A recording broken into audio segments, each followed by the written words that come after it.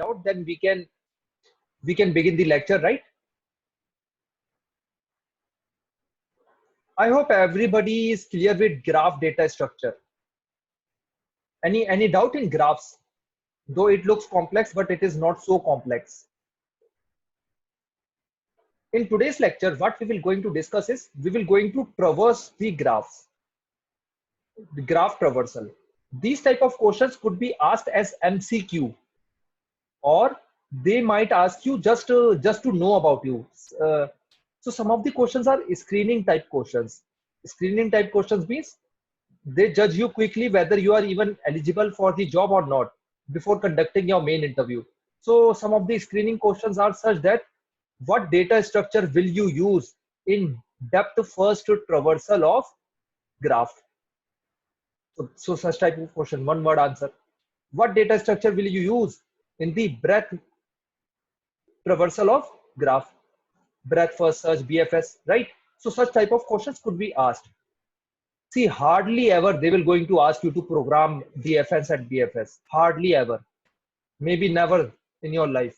But they expect you to know the concept. So make sure that concept is clear, right? Let's start. Let's create one graph.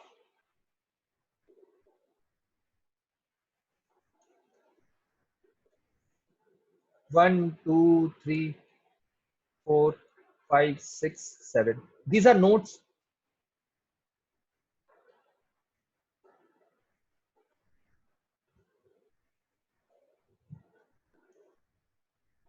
Right? This is a graph.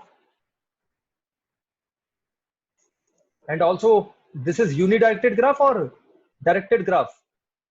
Undirected or directed graph? What do you think? Undirected, correct? Undirected means we can go from 1 to 3, 3 to 1 also, right? This is undirected graph.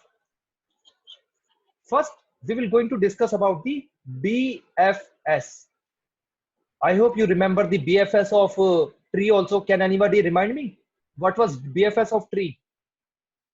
Binary tree. Very good, Siddharth. Level order traversal, right? And you remember what data structure we used there? To implement the BFS of tree, what data structure we used? Very good, Q. Remember these things, okay? These things should be on your tips. We used Q. Here also we will going to use Q. Let's see how. Breadth first search means, let's say we are starting at any point. See, we could start from 1, we could start from 2, 3, 4, 5, 6, 7. There is no concept of root. There is no concept of head here, right? This is a graph. Let's say this is Siddharth. This is Suraj. This is Arbina. This is Vidit. This is Ayush. This is Yasir. This is Mayank. All of these are friends with each other. If we want to know the friends, then what we can do is we can start from anywhere. This is like that. So let's see. Let's start from 3. Okay. Let's start from 3. What BFS does is BFS starts with 3. Then you will visit its neighboring nodes. That means first, then we will visit 1, 4, and 5. Getting my point or not? 1, 4, and 5, because these were the nodes. These were the neighbors of 3. Getting or not? After this, what we will do? After this, since we have visited one first, then we will visit the neighbor of 1. Neighbor of 1 is 2. Right? Now we will visit 5. 4, we will not, we will visit 4, then we will see that, okay, 2, 3, 5 are already visited. So we will not visit any of the neighbor of 4. Now 5 neighbors are 6 and 7, right? Then 2 neighbors are already visited. 6 neighbor is already visited. 7 neighbor is already visited. So this is BFS. Now you might say, Yasir, can there be more than one BFS of a tree? Yes. How? Let's start from 3 again. Let's start from 3 again. Now let me visit 4 first, then let me visit 5, then let me visit 1. Okay, but the point is if we are at 3, let me change the color 1 second. But the point is if we are at 3, आपने decision ले लिया कि मेरे को 3 से start करना है, तो 3 के नेबर सबसे पहले विजिट करूंगा मैं. Neighbors of 3 will be visited first. What are the neighbors of 3? 1, 4, 5. है ना? You cannot visit 2 now. So if you have started from 3, then you will visit 4, 5, 1. That's for sure. या तो 4, 5, 1 करो, या 1, 4, 5 करो, या 5, 4, 1 करो, वो आप के ऊपर है. या 5, 1, 4 करो, कोई वो सब चलेगा. लेकिन पॉइंट ये 4, 5, 1 पहले होने चाहिए, फिर बाकी चीजें आएंगी. I hope I am making sense here. If not, then please stop me. Then we will visit. अब देखिए हमने 4 विजिट करा है.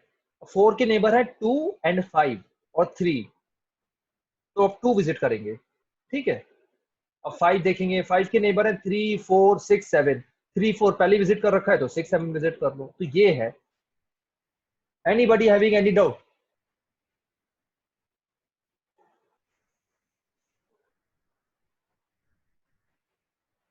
अब आप बोलेंगे कि भाई क्यू कैसे यूज करेंगे, इसमें क्यू डेटा स्ट्रक्चर कैसे यूज करेंगे? सबसे पहले हम क्यू डेटा स्ट्रक्चर में 3 को डाल देंगे, है ना. फिर से वही कहानी शुरू हो जाएगी जो हर डेटा स्ट्रक्चर में चलती थी, while Q is not empty. यही होता था लेवल ऑर्डर ट्रावर्सल में, अगर आपको याद हो तो. While Q is not empty, चलाते रहो गाड़ी. 3 के नेबर्स को डाल दो, 1, 4, 5, है ना. 3 के नेबर्स को डाल दो 1, 4, 5.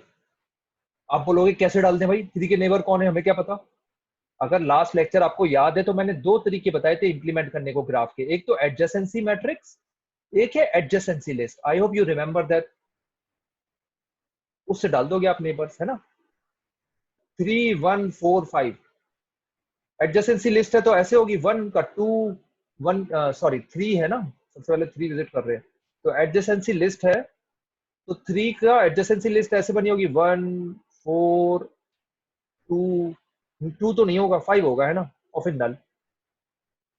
तो एडजेसेंसी लिस्ट है तो 1, 4, 5 डाल दिया ऐसे क्यू में, और 3 को प्रिंट भी कर दिया. 3 को प्रिंट करा, 1, 4, 5 को डाल दिया. अब 1 को उठाया, 1 के नेबर चेक करें 4, 5, 2. अब यहाँ पे आपका क्वेश्चन आएगा, यार हमें कैसे पता चलेगा 4, 5, 2 है. इसके लिए ना आप एक विजिटेड नाम का डेटा स्ट्रक्चर बनाओगे. विजिटेड नाम का,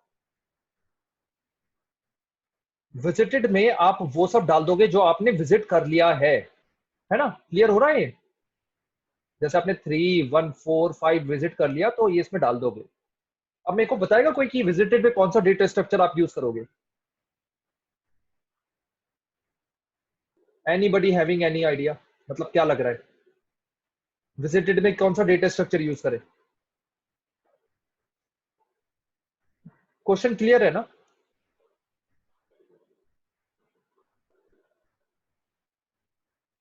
my question is that I need to create a data structure in which I am storing a visited nodes 3, 1, 4, 5. And whenever I will visit a node, I will check its neighbors and see visited whether it is visited or not. तो इसके लिए कौन सा data structure use करें? Boolean array. तो Boolean array में Siddharth time complexity क्या होगी?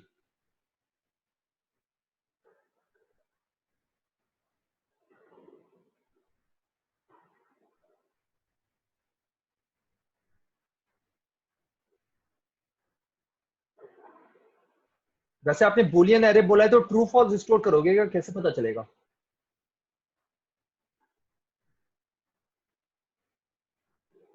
पोजीशन पे स्टोर कर दोगे कि ट्रू है फॉल्स है?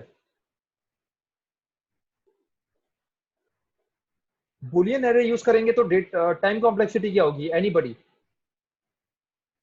चलो मैं हिंट दे देता हूँ, टाइम कॉम्प्लेक्सिटी ऐसी बताओ कि O1 में आंसर आ जाए, O1। अब बताइए कौन सा डेटा स्ट्रक्चर यूज करेंगे।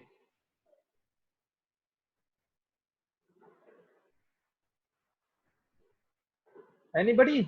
आयुष, विदित, अरबीना, शुभम, सूरज?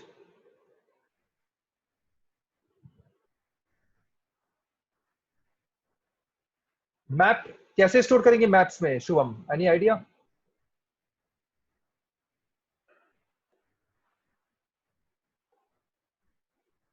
आयुष, एरे, एरे में कैसे स्टोर करेंगे, और टाइम कॉम्प्लेक्सिटी O1 कैसे होगी?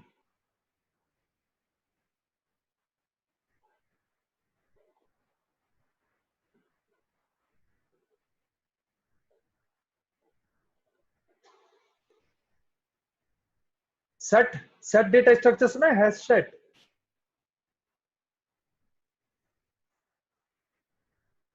हैश सेट या अनऑर्डर्ड सेट करके, कभी सुना है इसके बारे में?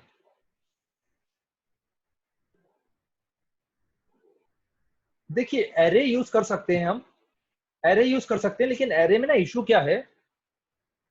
यस यस सिद्धार्थ, एरे में इशू क्या है कि मेरे को 100 नंबर की नोड है, 100, तो मेरे को A100 पे चेक करना पड़ेगा ना, मेरे एरे का साइज बहुत बड़ा हो जाएगा। I hope you are getting my point. Unnecessary space जा रही है, क्लियर हो रहा है मेरी बात? सेट में क्या होता है, सेट में तो हैशिंग अगर याद हो, आप सबको अगर हैशिंग याद हो,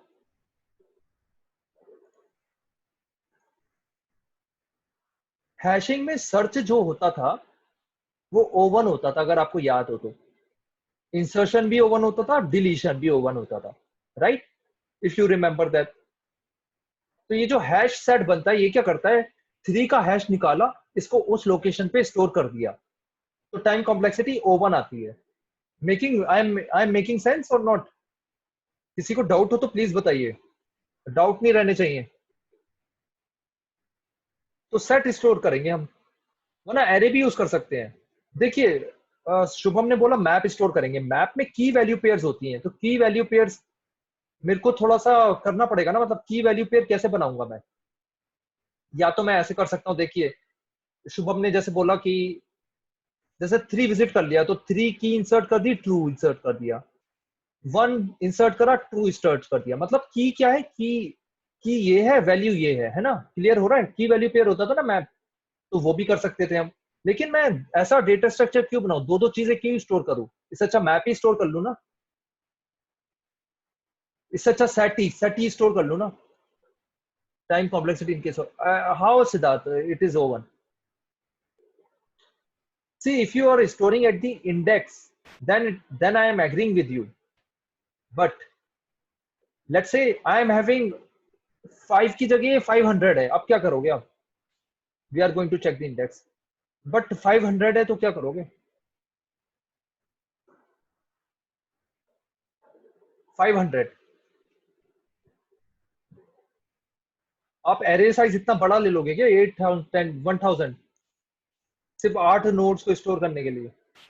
गेटिंग माई पॉइंट ना? नहीं, क्लियर हो रहा है ना सबको?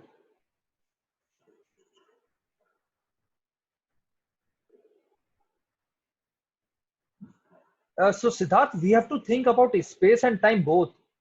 It is not that you will say that okay, time complexity is O1, but space is I'm taking extra space of 1000. 1000 extra space means into 4, 4000 bytes memory आप ले रहे हो, which doesn't make any sense. So in the interviews also do not give answers कि जहाँ space complexity इतनी बढ़ा दो। वैसे तो इंटरव्यूअर खुद ही बोल देगा कुछ और सोचो, तो कुछ और सोचना। अभी बता दूंगा मैं, कुछ और सोचने वाला क्लियर कर देंगे, अभी इसी क्लास में क्लियर हो जाएगा आपका। एनीवेज इसमें सेट यूज करेंगे, तो हम कहाँ थे, 452 हो गया। अब 1 विजिट करा, 1 का नेबर था 2, ठीक है, और बाकी हमने देखा विजिटेड में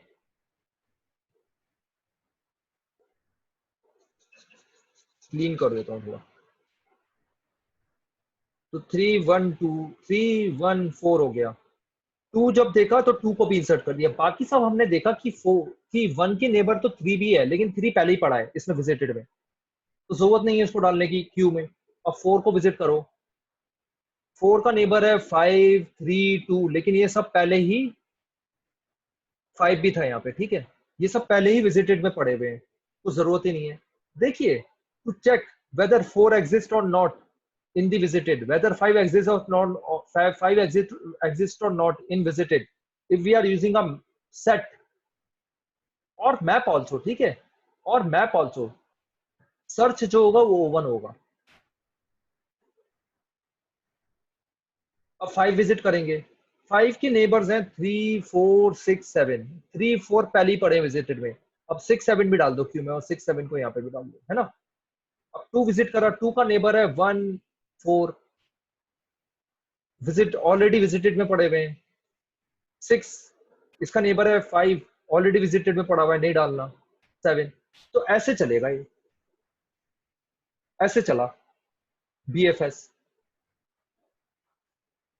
एक दो एग्जांपल और लेते हैं, ठीक है।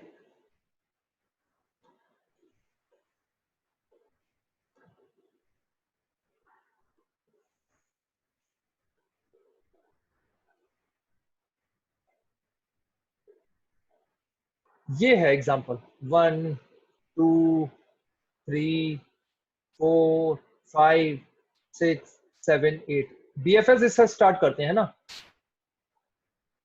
फिर से मैं 1 से ही शुरू कर देता हूं, ठीक है। 1 तो सबसे पहले आ गया, विजिटेड में भी 1 आ गया, ये क्यू में भी आ गया, इसको भी हटा देता हूं। बीएफएस का मतलब है कि पैटर्न क्या रहेगा। क्यू में डाला 1, अब जब तक मेरी क्यू नल नहीं हो जाती तब तक मैं चलता रहूंगा आगे।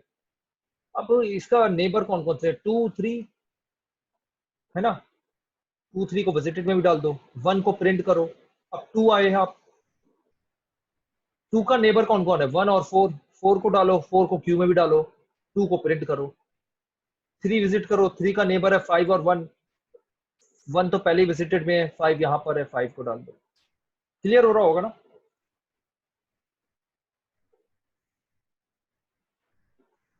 4 4 के नेबर है 2 एंड 6, 2 ऑलरेडी विजिटेड में है, 6 नहीं है, 6 को डाल दो, 4 को प्रिंट करें। 5 विजिट करा, 5 के नेबर्स हैं 3 एंड 7, है ना, 3 और 7 and what is set. Set पे आते हैं अभी आयुष, सेट सेट में आपको बताऊंगा अभी, just after this BFS DFS हम सेट पर ही आएंगे, ठीक है। तो हम कहाँ पे थे, 6 पे आ जाते हैं। 6 के नेबर्स हैं 4 एंड 5, या 5 भी प्रिंट हो गया।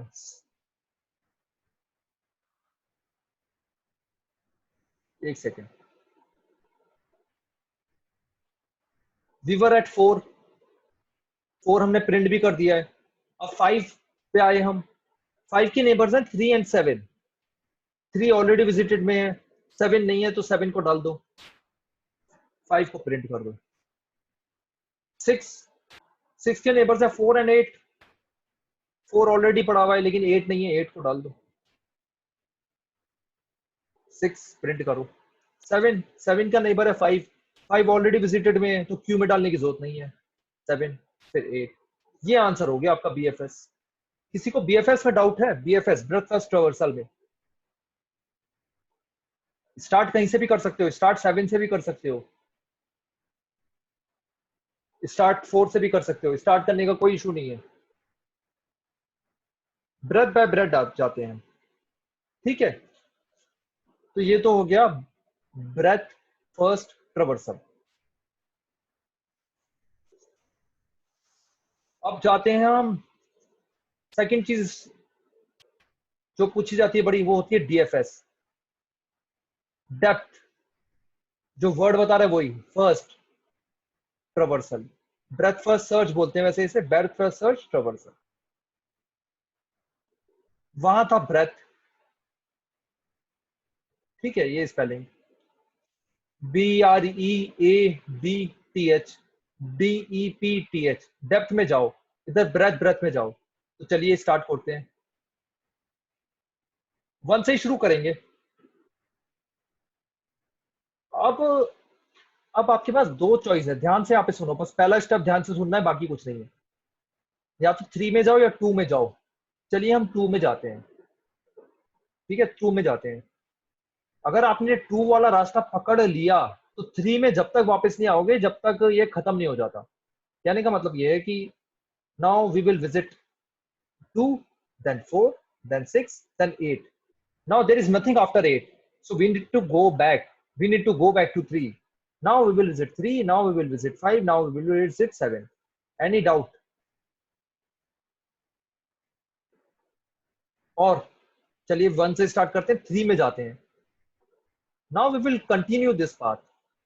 After 7 there is no linkage, so you need to go back. You need to go back, so you will go to 2, 4, 6, 8. Both of these are depth first search. This is quite similar to pre-order traversal.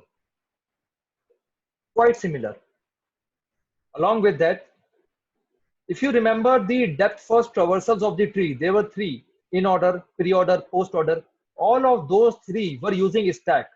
So your depth first traversal in case of graph will also use stack. Second example, second चीज और देख लेते हैं कि stack use करेगा। देखिए जब हमने 8 विजिट कर लिया तो 8 विजिट करने के बाद 3 जाना था। कभी भी आपको बैक ट्रैक करना है ना, कभी भी याद रख लो इसको, तो आपको स्टैक यूज करना होगा, बैक ट्रैक जहां पे भी करना है। अब देखते हैं हम स्टैक कैसे यूज हो जाएगा।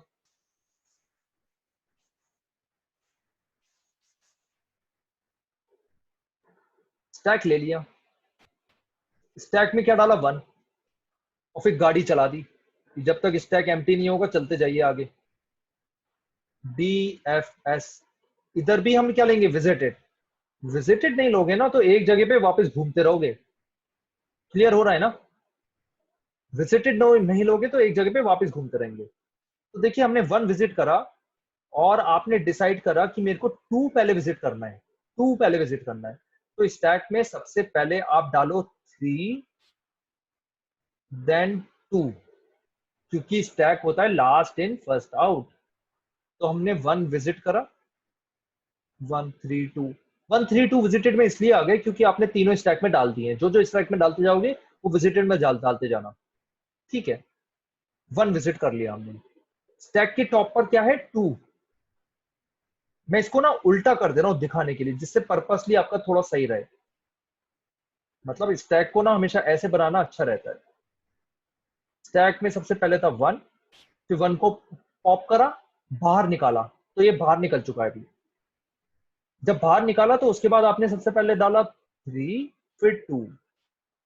2 क्यों डाला बाद में, क्योंकि आपको 2 पहले विजिट करना था। Stack follow LIFO, last in first out. अब 2 विजिट करेंगे हम, क्योंकि 2 ही निकलेगा ना। तो 2 विजिट करा। 2 के नेबर्स कौन कौन है, 1 एंड 4। 1 तो ऑलरेडी विजिटेड है तो 1 को स्टैक में नहीं डालो, 4 को डालो। तो 4 को डाला स्टैक।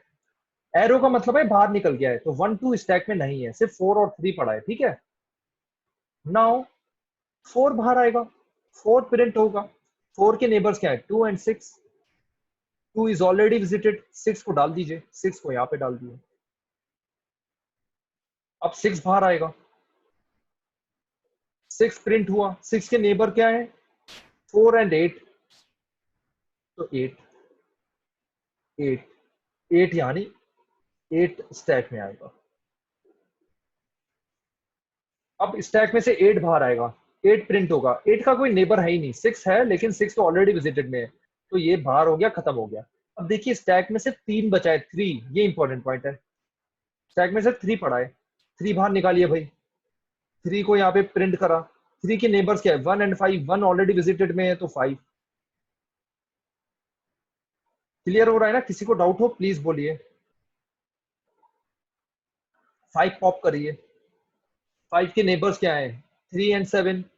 3 ऑलरेडी विजिटेड में है, 7 को डालिए विजिटेड में, 7 को स्टैक में डालिए और यहाँ 5 प्रिंट करिए। 7 को पॉप करिए। इसके नेबर्स 5 ऑलरेडी विजिटेड है, डालने की जरूरत नहीं है और कोई नेबर है ही नहीं, तो 7 को प्रिंट कर दिया। ये आंसर हो गया आपका। किसी को डाउट है तो बताइए। तो डेप्थ फर्स्ट ट्रावर्सल में हम यूज कर रहे हैं stack,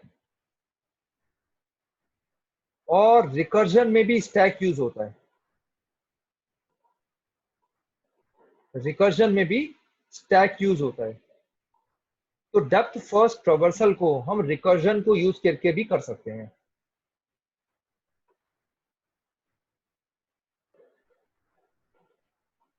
anybody having any doubt?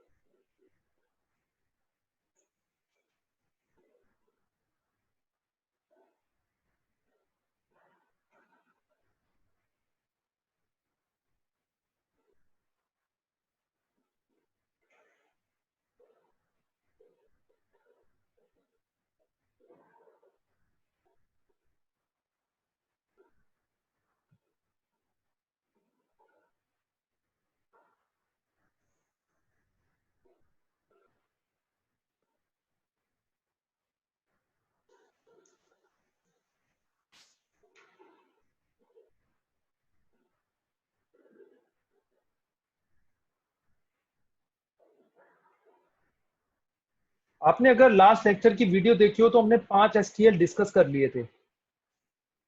उसमें किसी को डाउट है? एक तो वेक्टर था, एरे था, लिस्ट था, बीक्यू था, और एक और कौन सा था?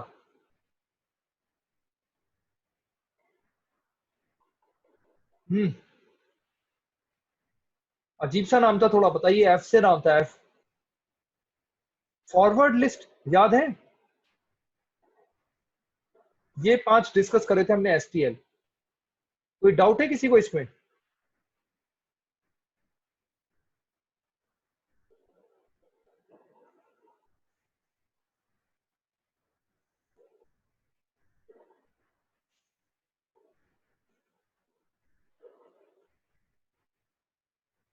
ये एसटीएल मैं क्यों पढ़ा रहा हूं?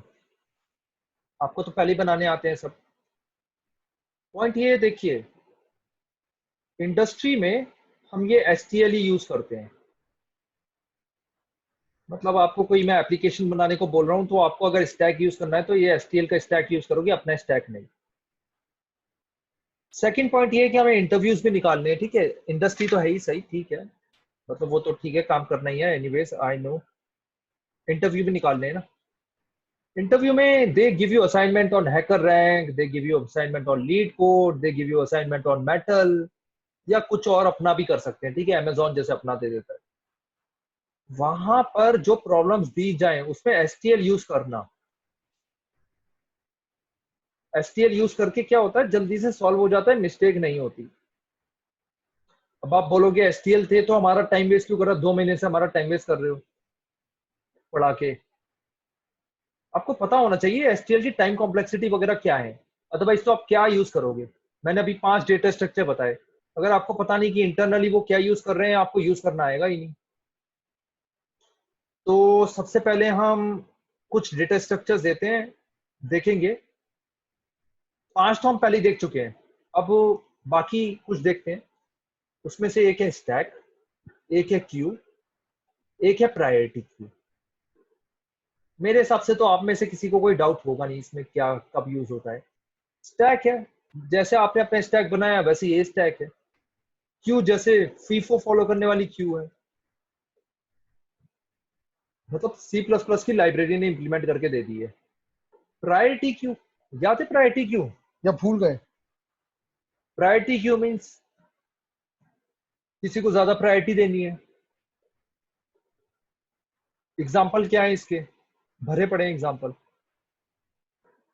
जैसे काफी स्कूल्स में क्या होता है कि रोल नंबर कैसे असाइन होते हैं, काफी स्कूल्स में क्या होता है, काफी यूनिवर्सिटीज में क्या होता है, सबसे पहले फीमेल्स को रोल नंबर असाइन होते हैं, देन मेल्स को, है ना, होता है या नहीं होता? और फीमेल्स में भी अल्फाबेटिकल। मेल्स में भी अल्फाबेटिकल। अगर कोई बीच में फीमेल आ जाए, ज्वाइन कर ले आपकी क्लास, तो सबके रोल नंबर शिफ्ट हो जाते थे। आई होप यू कैन रिकॉल, या ऐसा नहीं हुआ तो होता है भाई, कहीं कहीं होता है। कुछ कुछ स्कूल्स में क्या होता था कि अगर कोई बाद में फीमेल ज्वाइन करे तो उसका रोल नंबर पीछे हो जाता था। जैसे 54 स्टूडेंट्स है, 55 ने ज्वाइन करे तो 55 हो जाता था। ठीक है, वो भी होता है, वो क्यों फॉलो कर रहे हैं। आप प्रायोरिटी क्यों फॉलो करिए कि अगर कोई बाद में ज्वाइन कर रहा है तो उसको। और एग्जांपल ले लेते हैं, जैसे इंजीनियरिंग एग्जाम्स देने के लिए बैचेस वगैरह बनते हैं, फिट जी, नारायणा, विद्या मंदिर, इन सब में जिसके मार्क्स ज्यादा आते हैं उसको प्रायोरिटी ज्यादा मिलती है। इक्वल मार्क्स आए तो प्रायोरिटी मिलती है किसको ज्यादा, नेम के बेसिस पे। तो ऐसे है। अब वो भी चलता है, कोई पैसे एक्स्ट्रा दे दे तो उसको भी प्रायोरिटी ज्यादा मिल जाती है। तो प्रायोरिटी क्यों वहां पे यूज हो सकती है। ठीक है, क्लियर हो रहा है। These are the examples of priority queue, don't forget about priority queue. ये इंटरव्यूअर्स का फेवरेट क्वेश्चन है, प्रायोरिटी क्यू। प्रायोरिटी क्यू कैसे इंप्लीमेंट करते हैं, हीप को यूज करके। कभी भी पूछा जाए प्रायोरिटी क्यू कैसे इंप्लीमेंट करेंगे, हीप को यूज करके। याद होना चाहिए, इंसर्शन डिलीशन दोनों ओ लॉग एन है। ये चीजें टिप्स में रहनी चाहिए आपकी। प्रायोरिटी क्यू कैसे इंप्लीमेंट होती है, हीप को यूज करके। तो ये हुआ about stack, Q and priority queue. तो अगर मैंने आपको जैसे अभी एग्जांपल दे रखे हैं कोड्स बनाने के लिए डीएफएस और बीएफएस इंप्लीमेंट करो, तो आप क्या करना, बीएफएस में ये वाला स्टैक यूज कर लेना, बीएफएस में ये वाला स्टैक यूज कर लेना। ठीक है, तो ये चीजें हुई। तो ये तो हुआ about sequential containers.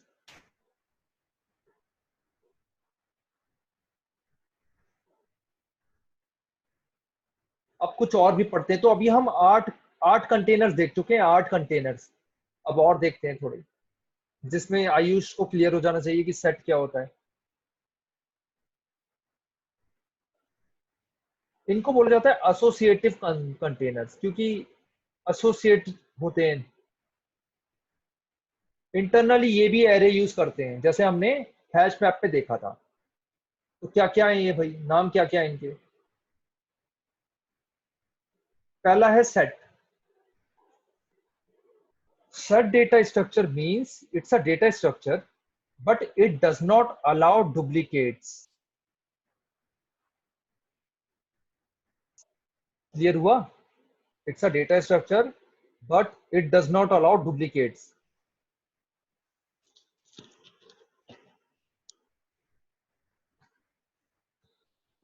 Yes Ayush, अब बताइए, क्लियर हुआ आपको।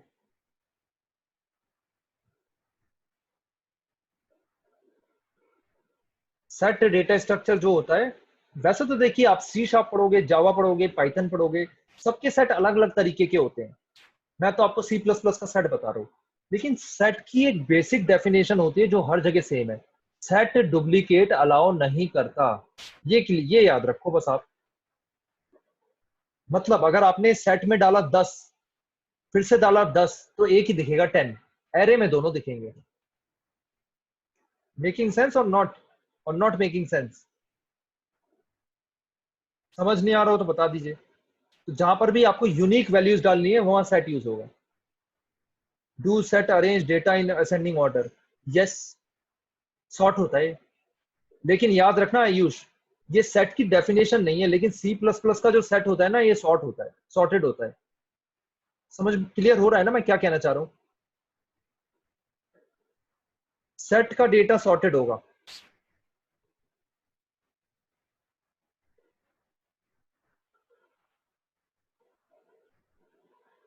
तो अगर मैं आपको जावा का सेट दे दूं, तो उसका भी मतलब ये है कि एलिमेंट्स यूनिक हैं, लेकिन वहां सॉर्ट नहीं होते।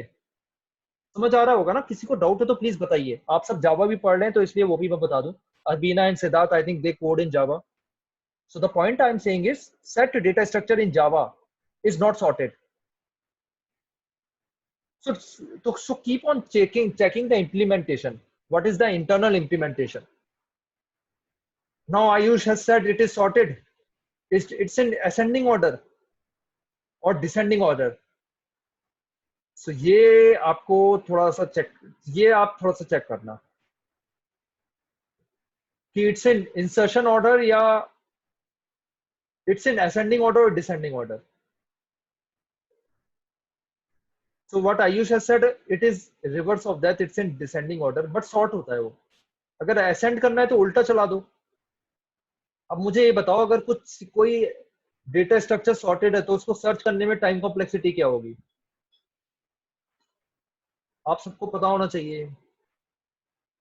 My question is, the data structure is sorted and I have to search one element inside it. What will be the time complexity? Yes, very good. You are on track. तो ये सब चीजें याद रखना, ठीक है.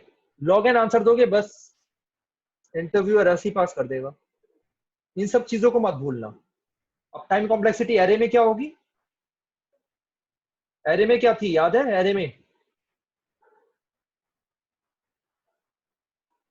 एरे में time complexity क्या थी? एरे एरे हाँ, एन ओ एन थी ना. तो अब मुझे बताओ कि अगर आपको, हाँ सर्चिंग, सूरज, सर्चिंग की अगर कॉम्प्लेक्सिटी ओ एन है तो डिलीशन और इंसर्शन की भी ओ एन होती है ना.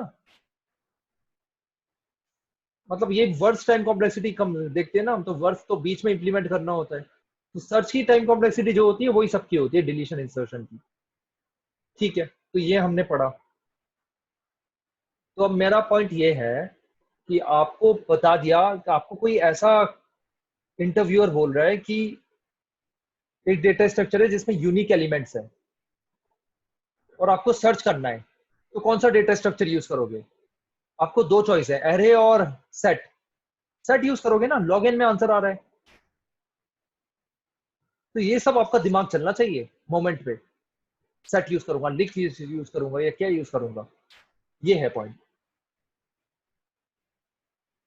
तो आपको क्या काम करना है, आपको कुछ असाइनमेंट दे रखे हैं एसटीएल्स के, तो वो असाइनमेंट में इंसर्ट करना, चलाना, चीजें चला के थोड़ा सा खेलो कूदो उसके साथ, सेट के साथ कैसे चल रहा है, क्या चल रहा है, तो आपको थोड़ा रियलाइज होगा कि कैसे चलता है.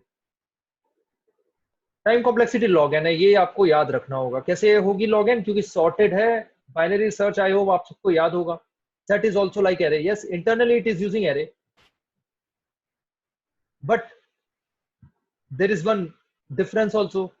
What is the difference, Ayush, between set and array?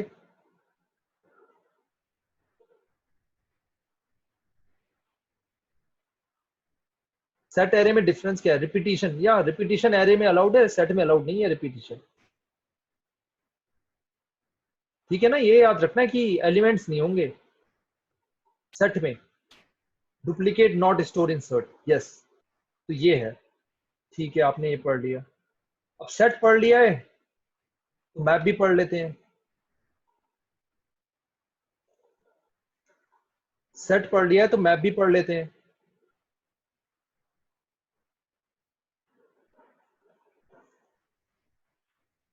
Map. Map क्या होता था? की वैल्यू पेयर. ठीक है, की वैल्यू पेयर होता है, बस यही होता है. मतलब वन के साथ टू एसोसिएटेड है, टू के साथ थ्री एसोसिएटेड है, थ्री के साथ फोर एसोसिएटेड है. लेकिन अगर मैं फिर से इंसर्ट करूंगा 3,5, तो ये पॉसिबल नहीं है ना? समझ में आ रहा है? तो कहने का क्या मतलब है, ये जो कीज है ना सेट में, ये जो कीज है ना मैप में, ये सेट की तरह काम कर रही है. समझ आ रहा है ना मेरा पॉइंट? ये अलाउड है, लेकिन ये अलाउड नहीं है. क्लियर? एनी बडी हैविंग एनी डाउट तो बताइए. कोई डाउट हो रहा हो तो बताइए प्लीज.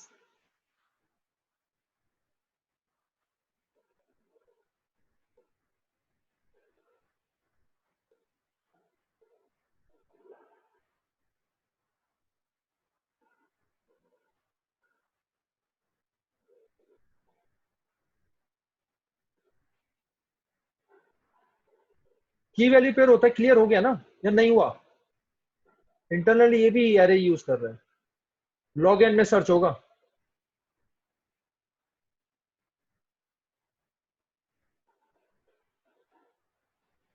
अब आप मेरे से बोलो कि मेरे को सेट में ही डुप्लीकेट वैल्यू, डुप्लीकेट की स्टोर करनी है।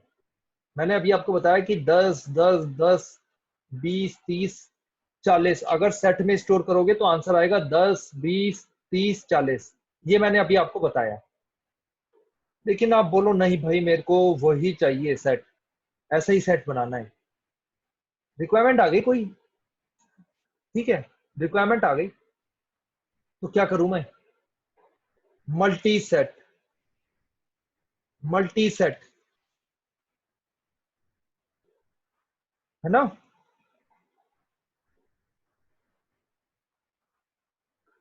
Multi set.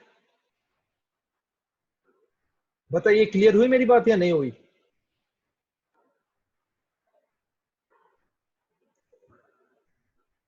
मल्टी सेट अला मल्टी सेट एंड सेट में यही डिफरेंस है कि multi set multiple values allow कर देता है, सेम वैल्यू अलाउ कर देता है। अगेन मैं फिर से एक और बात फिर से कहते जाऊं, कल आप अगर आप जावा पढ़ोगे तो जावा में आपको ये नहीं दिखेगा। वहाँ अपना होता है ना, वहाँ अपना होता है। सेट जैसे है तो वहां पे होते हैं hash set, tree set, linked set, linked hash set. ऐसी पाइथन में अपने होते हैं, सी शार्प में अपने होते हैं। सब लैंग्वेजेस की अपनी अपनी लाइब्रेरीज होती हैं, ऑलमोस्ट सेम होती है लेकिन इंटरनली डिफरेंस होता है। जैसे ट्री सेट जो है वो रेड ब्लैक ट्री यूज करता है। रेड ब्लैक ट्री जो होता है वो बैलेंस रहता है। बैलेंस से क्या फायदा होता है? याद होगा ना कुछ कुछ, तो बैलेंस से क्या याद होता है? ओ लॉग एन में सर्च हो जाता है। क्लियर है ना? ये है चीजें। अब आप बोलो कि मल्टी सेट है तो क्या मल्टी मैप भी होता है? होता है भाई। मल्टी सेट है तो मल्टी मैप भी होता है। क्या है? 10 20, 10 30 अलाउड है। बताइए, किसी को डाउट है तो बताइए मुझे।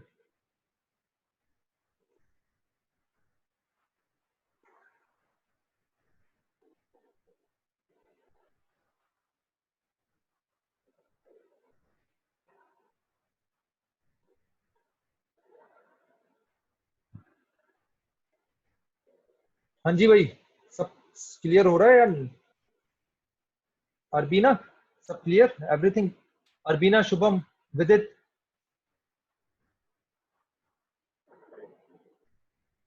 मल्टी मैप, अब मैंने आपको तीन डिस्कस करे, multi map, map, set, multi set. इन सब की मैंने आपको बताई time complexity O log N. क्यों? कैसे सॉर्टेड है इसलिए लॉग एन है। सॉर्टेड नहीं होते तो लॉग एन आ ही नहीं सकती, कैसे आएगी? चलेगा ही नहीं। अब आप मुझे बोलो, लॉग एन के तो जमाने गए, अब ओवन में चाहिए हमें आंसर। तो पहले सी प्लस प्लस में कुछ था ही नहीं ओवन के लिए ना। जावा वगैरह में तो पहले से ही था हैश, हैश मैप वगैरह। तो सी प्लस प्लस भी लिया आया। हम क्यों पीछे रहे?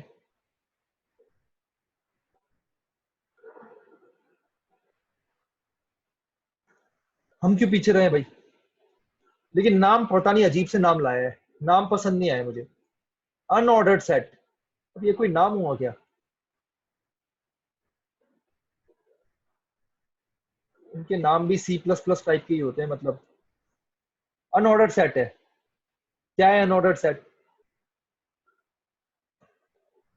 क्यों है? आप बोलोगे ये क्यों है भाई? तो भाई इसलिए क्योंकि सर्च जो है ना वो ओवन में हो जाती है। इंसर्शन डिलीशन सर्च सब ओवन में हो जाती है। कि कैसे हो जाती है? इंटरव्यूअर ऐसे ही थोड़ा ना पैसे दे देगा। कैसे हो जाती होगी बताना यार ओवन में। कोई आंसर दो, आंसर तो आता है आपको, ठीक है, कोई ऐसी वो चीज नहीं है।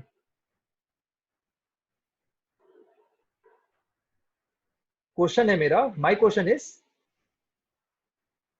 How you are able to search in O one in unordered set.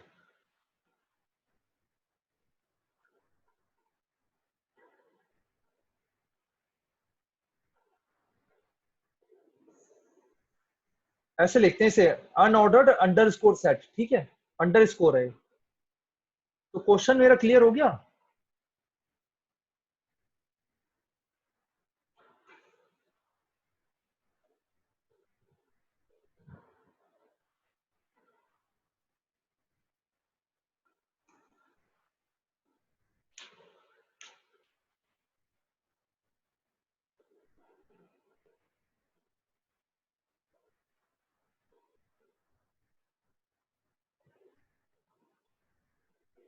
O1 कैसे हो सकती है? हैश वगैरह भूल गए क्या? हाँ तो समथिंग टू डू हैशिंग बोलो ना यार सीधे। ये सब तो टिप्स में होना चाहिए, थोड़ा याद दिलाना पड़ेगा क्या? एवरी एस टी क्या लिखा है? Do we can see internal implement, पढ़ना पड़ेगा यार ये। वैसे सर्च करोगे तो मिल जाएगा। मैंने भी सर्च नहीं करा आयुष ये। Yes, you can certainly see the internal implementations. The code will be little complex. मैं आपसे क्या डिस्कस कर रहा था कि भाई हैशिंग में कैसे ओवन में आता है, याद है ना ये? 1% 2 1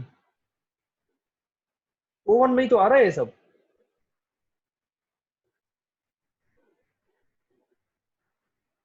ठीक है, ये है, इसलिए ओवन में आ रहा है। तो जब आपने हैशिंग यूज करी है, हैशिंग में अगर आपको याद हो तो ऑर्डर चला जाता है। देखिए, क्यों ऑर्डर क्यों चला गया? ऑर्डर क्यों चला गया?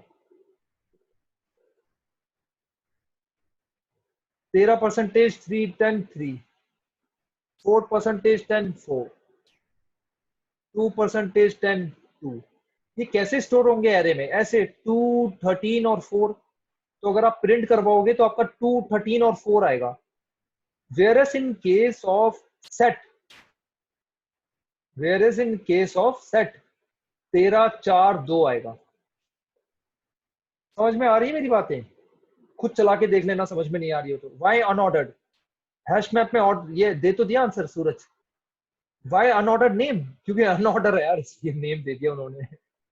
अनऑर्डर्ड नेम, या तो उनको थोड़ा सा डिफरेंट रखना होगा। ये STL 11 में आया है, तो अगर आप C++ का पुराना वर्जन यूज कर रहे हो तो मिलेगा नहीं। अनऑर्डर्ड क्लियर हो गया ना? क्यों ऑर्डर में आंसर नहीं आएगा ना, इसलिए अनऑर्डर्ड। वहां ऑर्डर में आएगा तो उसका नाम सेट। अच्छा, मैंने बताया आपको कि सॉर्ट होता है।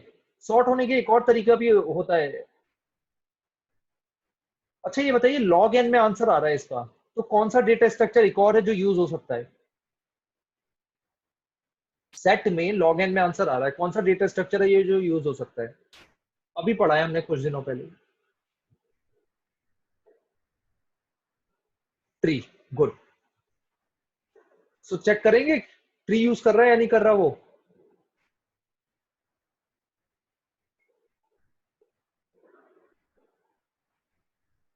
और ट्री, कौन सा वाला ट्री? वैसा वाला जो स्क्यूड होता है या कैसा वाला यूज कर रहे होंगे? Balance, good. सो ऐसे आंसर्स आने चाहिए आपके। BST क्या लिखा है? बैलेंस BST, अच्छा अच्छा। Balance BST correct. Balance BST मतलब AVL, ये सब बैलेंस ही होते हैं। तो ठीक है, क्लियर हो रहा है? Everybody able to understand what we are discussing, या थोड़ा सर के ऊपर से जा रहा है? देखिए, STL सबसे पहले आपको पढ़ाया जा सकता था पहली क्लास में, लेकिन समझ में कहा था फिर। तो लास्ट में आई थिंक मेरे हिसाब से थोड़ा बेटर रहता है। क्लियर हो रहा होगा, नहीं हो रहा तो प्लीज बताइए किसी को भी। अब मुझे ये बताइए कि वर्स्ट टाइम कॉम्प्लेक्सिटी क्या होगी अनऑर्डर्ड सेट की?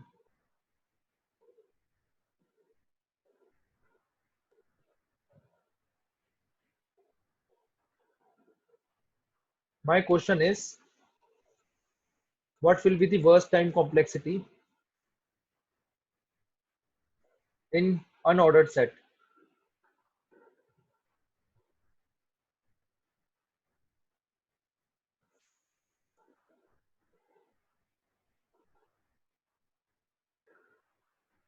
कोई आंसर ही नहीं दे रहा यार।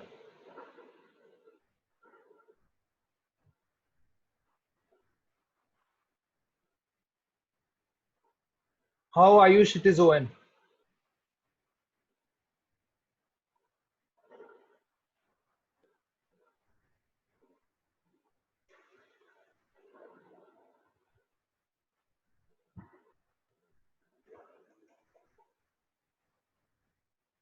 गुड आंसर या। ठीक है, मतलब ये बोलो ना कॉलिजन हो जाएगा। एक मैंने बड़ा गंदा सा वो देखा, किसी ने लिखा था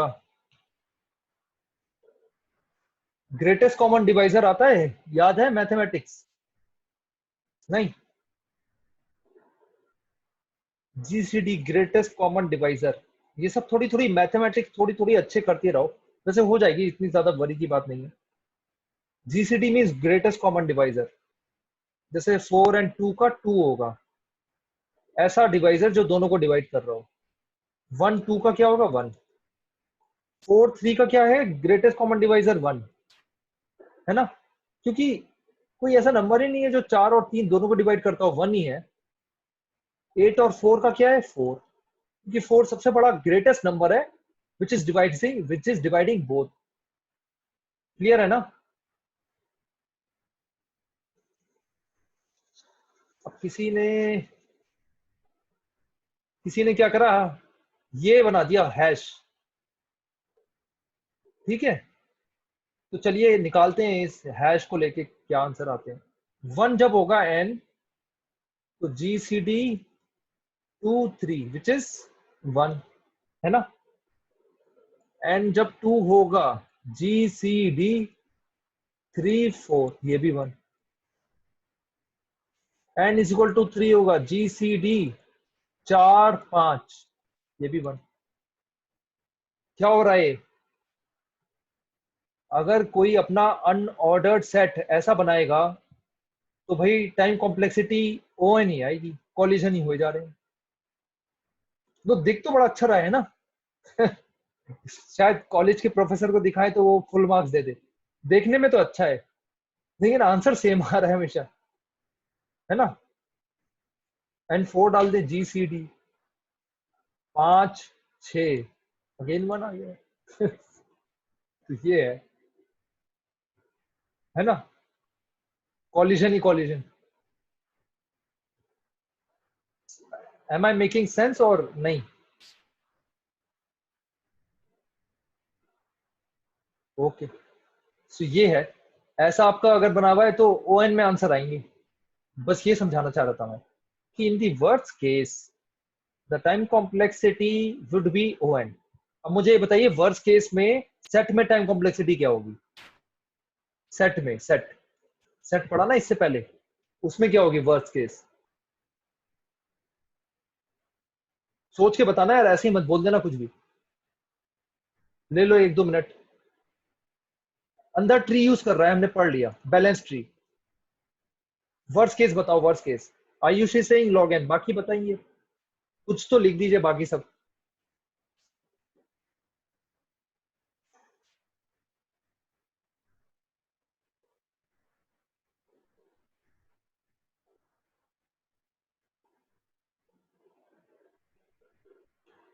सिद्धार्थ, अरबीना, शुभम, क्या लगता है?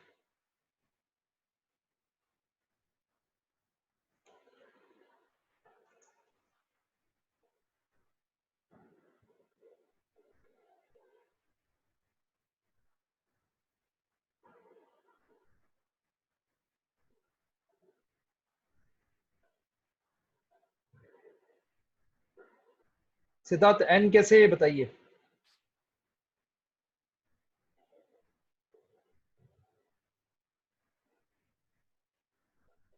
How it is an, but it is a balance tree ना, यही तो बात है। वो C++ के या डेवलपर्स ऐसी गलती नहीं करेंगे ना, है ना? क्लियर हो रहा है ना? लाइब्रेरी यूज करने का ये तो फायदा है ही। मैंने थोड़ी ना बनाई है वो, है ना?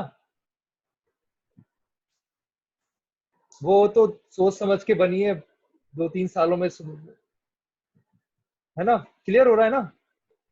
जब मैं ये बोल रहा हूँ कि मैंने नहीं बनाई है उन्होंने बनाई है, तो ये भी याद रखिए कि हैशिंग में भी आंसर O1 ही आएगा। मेकिंग सेंस और नॉट। तो ज्यादा इस चीज को दिल पे मत लेके बैठ जाना कि यार वर्स्ट केस ON होती है, O1 ही आएगा आंसर। लेकिन आ सकता है ON, ये बात है ना, बड़ी एप्लीकेशंस हो जाए। सबको क्लियर हो रहा है ना, क्या बात है, क्या डिस्कशन हो रहे हैं।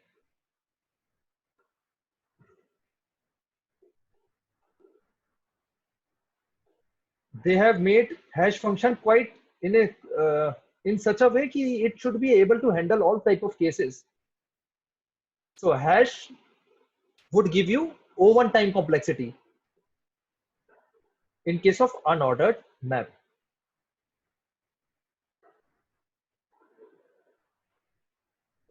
ठीक है, अब ये हो गया। और क्या क्या बचा भैया अनऑर्डर्ड के साथ।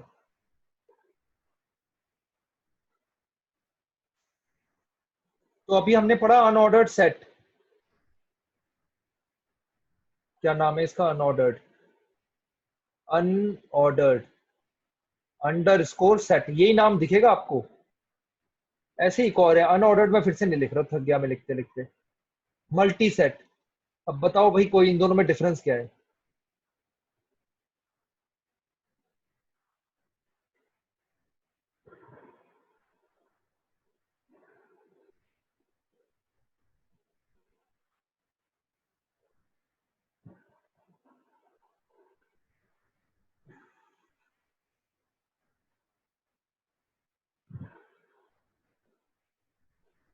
बताइए सिद्धार्थ, थोड़ा एक्सप्लेन करके, जिससे सबको भी समझ में आ जाए। सही बोला है आपने।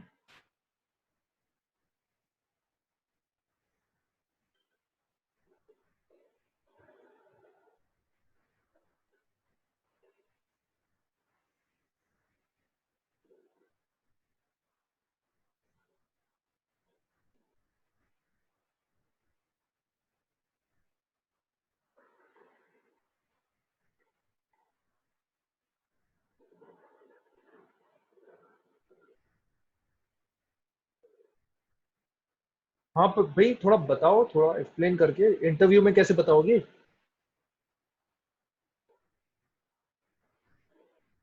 नेक्स्ट वीक इंटरव्यू रख दिया, क्या बोलोगे।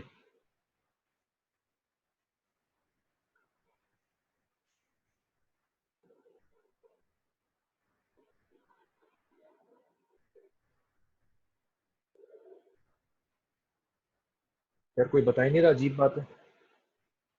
अनऑर्डर्ड मल्टी मैप का मतलब है कि रिपीटिशन इसमें अलाउड है, जैसे वन वन वन वन सब स्टोर कर देगा ये। मैंने ऐसा बनाया है, अब इसकी टाइम कॉम्प्लेक्सिटी अगर मैं वन फैच कर रहा हूँ तो क्या होगी बताएगा अब ये कोई।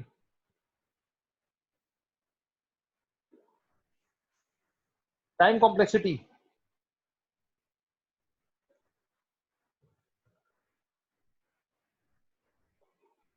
मेरे अनऑर्डर्ड मल्टी सेट में वन वन वन, एक 5 1 पड़े हैं। टाइम कॉम्प्लेक्सिटी क्या होगी वन को फाइंड करने की, बताइए।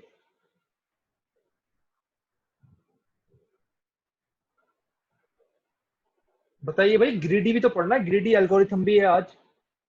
कैसे होगा बताओ कुछ। O1 कैसे है आयुष, बताइए।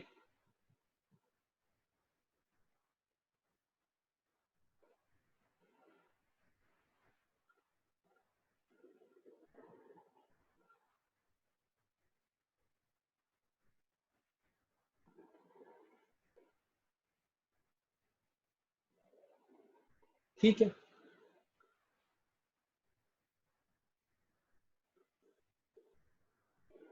अनऑर्डर्ड सेट है तो अनऑर्डर्ड मैप भी होता होगा, होता ही है। अनऑर्डर्ड अंडरस्कोर मैप की वैल्यू स्टोर करेगा, ऑर्डर पता नहीं क्या होगा। वहां तो ऑर्डर फिक्स था, वो बैलेंस ट्री यूज कर रहा था। बैलेंस ट्री यूज कर रहा था तो सॉर्टेड भी था। सॉर्ट होते हैं ना, कर सकते हो, तो सॉर्ट भी बना दिया उन्होंने। अनऑर्डर्ड मैप है तो अनऑर्डर्ड मल्टी मैप भी है, ये है चीजें। तो अब थोड़े से क्वेश्चंस ही पूछे जाएंगे जब इतना सारा बता दिया है तो। क्या क्या डिस्कस करा अभी हमने इतनी देर में? Map, multi map, set, multi set, एक तो ये थे चार, और एक और चार अभी हमने पढ़े जो 11 में इंट्रोड्यूस कर दिए। Unordered map, unordered multi map, MM लिख दे रहा हूं, ठीक है? Oh under, unordered set, unordered multi set, ये आ गए 8। तो आ गए हैं तो ऐसे ही थोड़ी ना आ गए हैं, यूज ही नहीं कर रहे हम। देखिए मैप जो है ना, it is storing key value pairs and the time complexity would be O log n. Now the thing is that you want your answer in a sorted order, then the only way is to go for a map. So where will you choose map against unordered map, where you want the sorting order? If you want to allow duplicate keys also, then you will use multi map, है ना? Multi map और map में यही तो difference है। Log N, balance tree, ये सब लिखो अपने नोट्स में। सेट, सेट भी बैलेंस ट्री। डुप्लीकेट ये क्या है? इसमें सिर्फ की होती है, ऐसे समझ लो।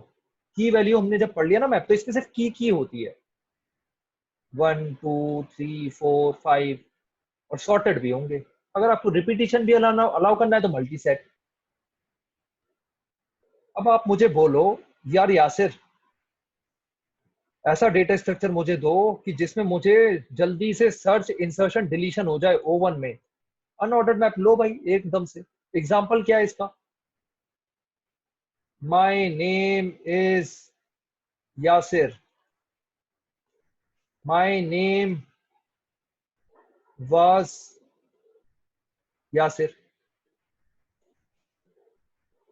और मेरे को क्वेश्चन दे दिया सूरज ने कि भाई मैं दे रहा हूं ये आपको प्रोग्राम, इसमें हर वर्ड, इसमें एक ऐसा प्रोग्राम बनाओ कि हर वर्ड की फ्रीक्वेंसी बता दो, और जब प्रोग्राम आप लिख दो इन दी मोस्ट ऑप्टिमाइज्ड वे तो 10 लाख का पैकेज ले जाना। तो मैं क्या करूंगा, फटाफट अनऑर्डर्ड मैप यूज कर लूंगा, है ना? क्योंकि सूरज ने मुझसे बोला कि भाई माय 2 बार आ रहा है, नेम 2 बार आ रहा है, इज एक बार, वास एक बार, यासिर 2 बार, बस ये बताओ। ही इज नॉट कंस, और ये भी बोल के गए जल्दी से रिजल्ट आना चाहिए, तो जल्दी से ऐसे ही तो आएगा रिजल्ट O1 में। Unordered multi map, unordered multi map में की जो है वो सेम भी हो सकती है, बस ये। अनऑर्डर्ड सेट, अगेन वही बात कि आपको की वैल्यू पेयर नहीं चाहिए इस बार, आपको चाहिए सिर्फ की। जैसे विजिटेड अभी हम डिस्कस कर रहे थे ना डीएफएस बीएफएस में, उसमें अनऑर्डर्ड सेट यूज करोगे। बताओ किसी को इसमें डाउट है जो मैंने बोला भी? क्योंकि आंसर O1 में आएगा।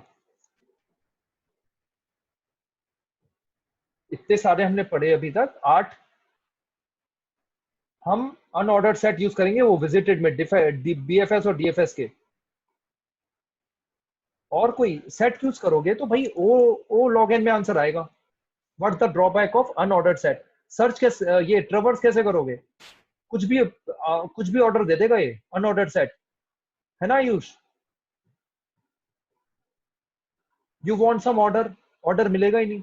ट्रेवर्स भी तो करना पड़ सकता है ना कभी कभी डेटा स्ट्रक्चर को। My name is was Yasir, इसका आंसर कुछ भी आ सकता है। यासिर 2 बार, वाज एक बार, इज एक बार, नेम 2 बार, माय 2 बार। समझ में आया आयुष? ड्रॉबैक, ऑर्डर मेंटेन नहीं करता ये। ऑर्डर क्यों नहीं मेंटेन करता? क्योंकि भाई हैश टेबल में स्टोर करता है। हैश टेबल में हैश निकाला, एक लोकेशन पे स्टोर कर दिया। अब वो लोकेशन कहाँ है इसको कोई लेना देना नहीं। पहले भी हो सकती है, बाद में भी हो सकती है, कहीं पे भी हो सकती है। समझ में आ रहा होगा? यहाँ तो ट्री है ना, ट्री तो हमने पढ़ा था ना, इतना प्यारा सा डेटा स्ट्रक्चर होता है, ऐसे बनता है। हर जगह बैलेंस रहेगा। छोटा एलिमेंट आया लेफ्ट में रखो, बड़ा एलिमेंट आया राइट में रखो। ऐसे कर देता था वो, याद हो आपको। लॉग एन में आंसर निकल के आ जाता था, लेकिन O1 में नहीं निकल के आएगा आंसर, ट्री में O1 में निकल के नहीं आएगा। अब अनऑर्डर्ड मल्टी सेट, आपको रिपीटेड वैल्यूज स्टोर करनी है तो अनऑर्डर्ड मल्टी सेट यूज कर लोगे। ये है चीजें। अब बताइए इन सब में किसी को डाउट हुआ तो, ग्राफ, एसटीएल, ऑब्जो, नहीं नहीं नहीं, नहीं होता है। ग्राफ को यूज नहीं करता, बन ही नहीं सकता, कैसे बनेगा?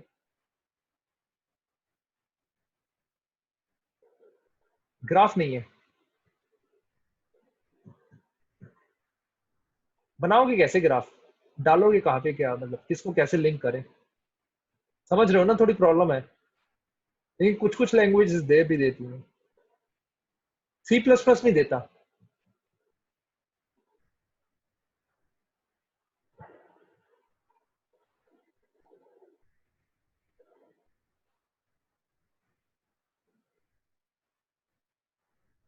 तो बताइए इन सब में पढ़ के कैसा लगा, क्या कोई डाउट हुआ? एक बार देखो नोटबुक में अपने, फिर पूछो कुछ क्वेश्चन यार।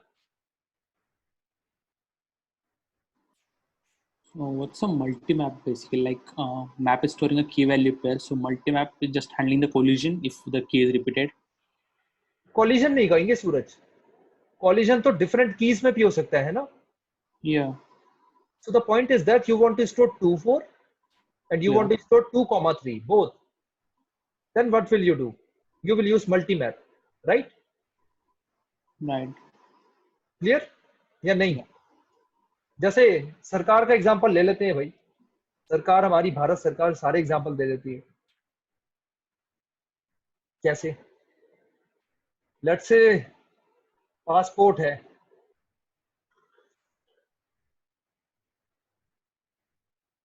ना, पासपोर्ट, पासपोर्ट में नंबर भी होता है, कोई कोई नंबर होता है पासपोर्ट में, देखा होगा आपने। सूरज ने बनवाया, है ना।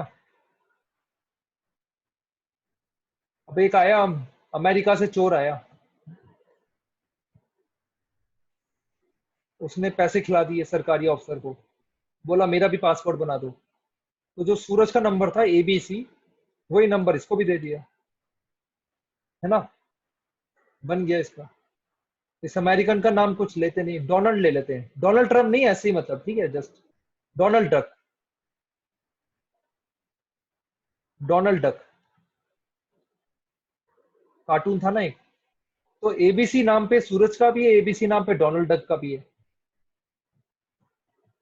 अब सिद्धार्थ ने अपनी बड़ी कंपनी खोली, उसको प्रोजेक्ट दिया गया कि भाई भारत सरकार का आप डेटा डिस्प्ले करो। सिद्धार्थ ने डिसाइड करा मैं तो भाई मैप यूज करूंगा, अड़ गए सिद्धार्थ, मैं तो मैप यूज करूंगा। उन्होंने बोला भाई मैप में किसको दिखाओगे, सूरज को दिखाओगे या डोनाल्ड डक को, है ना। तो ये हो जाता है ना प्रॉब्लम। तो सिद्धार्थ को समझ नहीं आ रहा है, फिर सिद्धार्थ को आइडिया मिला भाई मल्टी मैप भी तो है ना, भारत सरकार भाड़ में जाए, हमें तो डेटा देना है, उन्होंने कॉन्ट्रैक्ट दिया वो काम। तो मल्टी मैप यूज करके इन्होंने ABC सूरज, ABC डोनाल्ड डक दोनों दिखा दिए। समझ में आया ना, क्लियर हुआ? ये हुआ है। हो जाता है ना ऐसा, एक ही रोल नंबर पे 2 स्टूडेंट हैं, कैसे दिखाओगे, ऐसे दिखाओगे।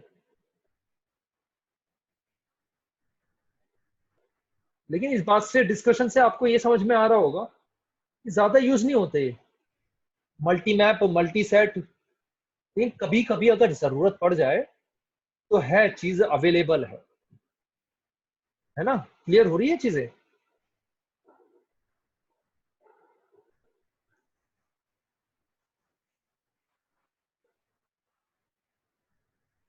बताइए, और नीचे देखिए डेटा स्ट्रक्चर्स में कोई डिफरेंस दिख रहा हो, वेक्टर, एरे, इतनी सारी चीजें हैं, लिस्ट, लिंक लिस्ट का नाम इन्होंने लिस्ट दे रखा है, जो डबल लिंक लिस्ट होती है। कोई ऐसा डेटा स्ट्रक्चर नीचे दिख रहा हो जो, नीचे मतलब आपकी नोटबुक में, जो दिख रहा हो कि यार ये कहाँ से आ गया, हमने तो पढ़ा ही नहीं कभी। और आपको अपने आप को इतना एफिशिएंट बनाना है कि चुटकियों में पिकअप करो डेटा स्ट्रक्चर की, यहाँ पे कौन सा यूज होगा, ये यूज होगा, ऐसा बनाना है। वो है अच्छा प्रोग्रामर। यही होता है डिफरेंस एक अच्छे और बुरे प्रोग्रामर में, कि good programmer is able to pick up the data structure as fast as possible. When you give the interview of the Amazon, they provide you a question. Then their first question is, which data structure will you use? Which data structure? What are your choices? Which data structure will you use? So at that moment of time, what you will do is write all the data structures in your notebook at that moment of time and tick mark करो कि कौन सा data structure सही लग रहा है, उसको use करो, है ना? थोड़ा सोच समझ के आंसर दीजिए और उसको यूज करिए, since you have studied everything. तो ये बताइए, अनऑर्डर्ड मल्टी मैप जैसे था, उसकी रिप्रेजेंटेशन कैसे होती होगी? डुप्लीकेट की होती होगी तो कैसे स्टोर होता होगा?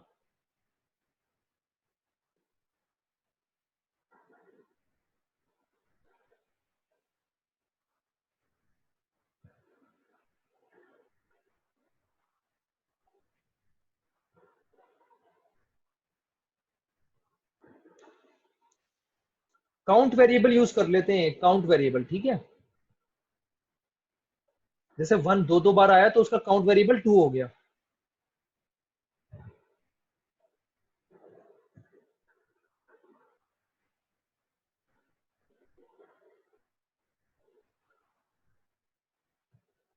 अगर ये क्लियर हो गया तो एसटीएल तो खत्म है, और एसटीएल में कुछ है नहीं।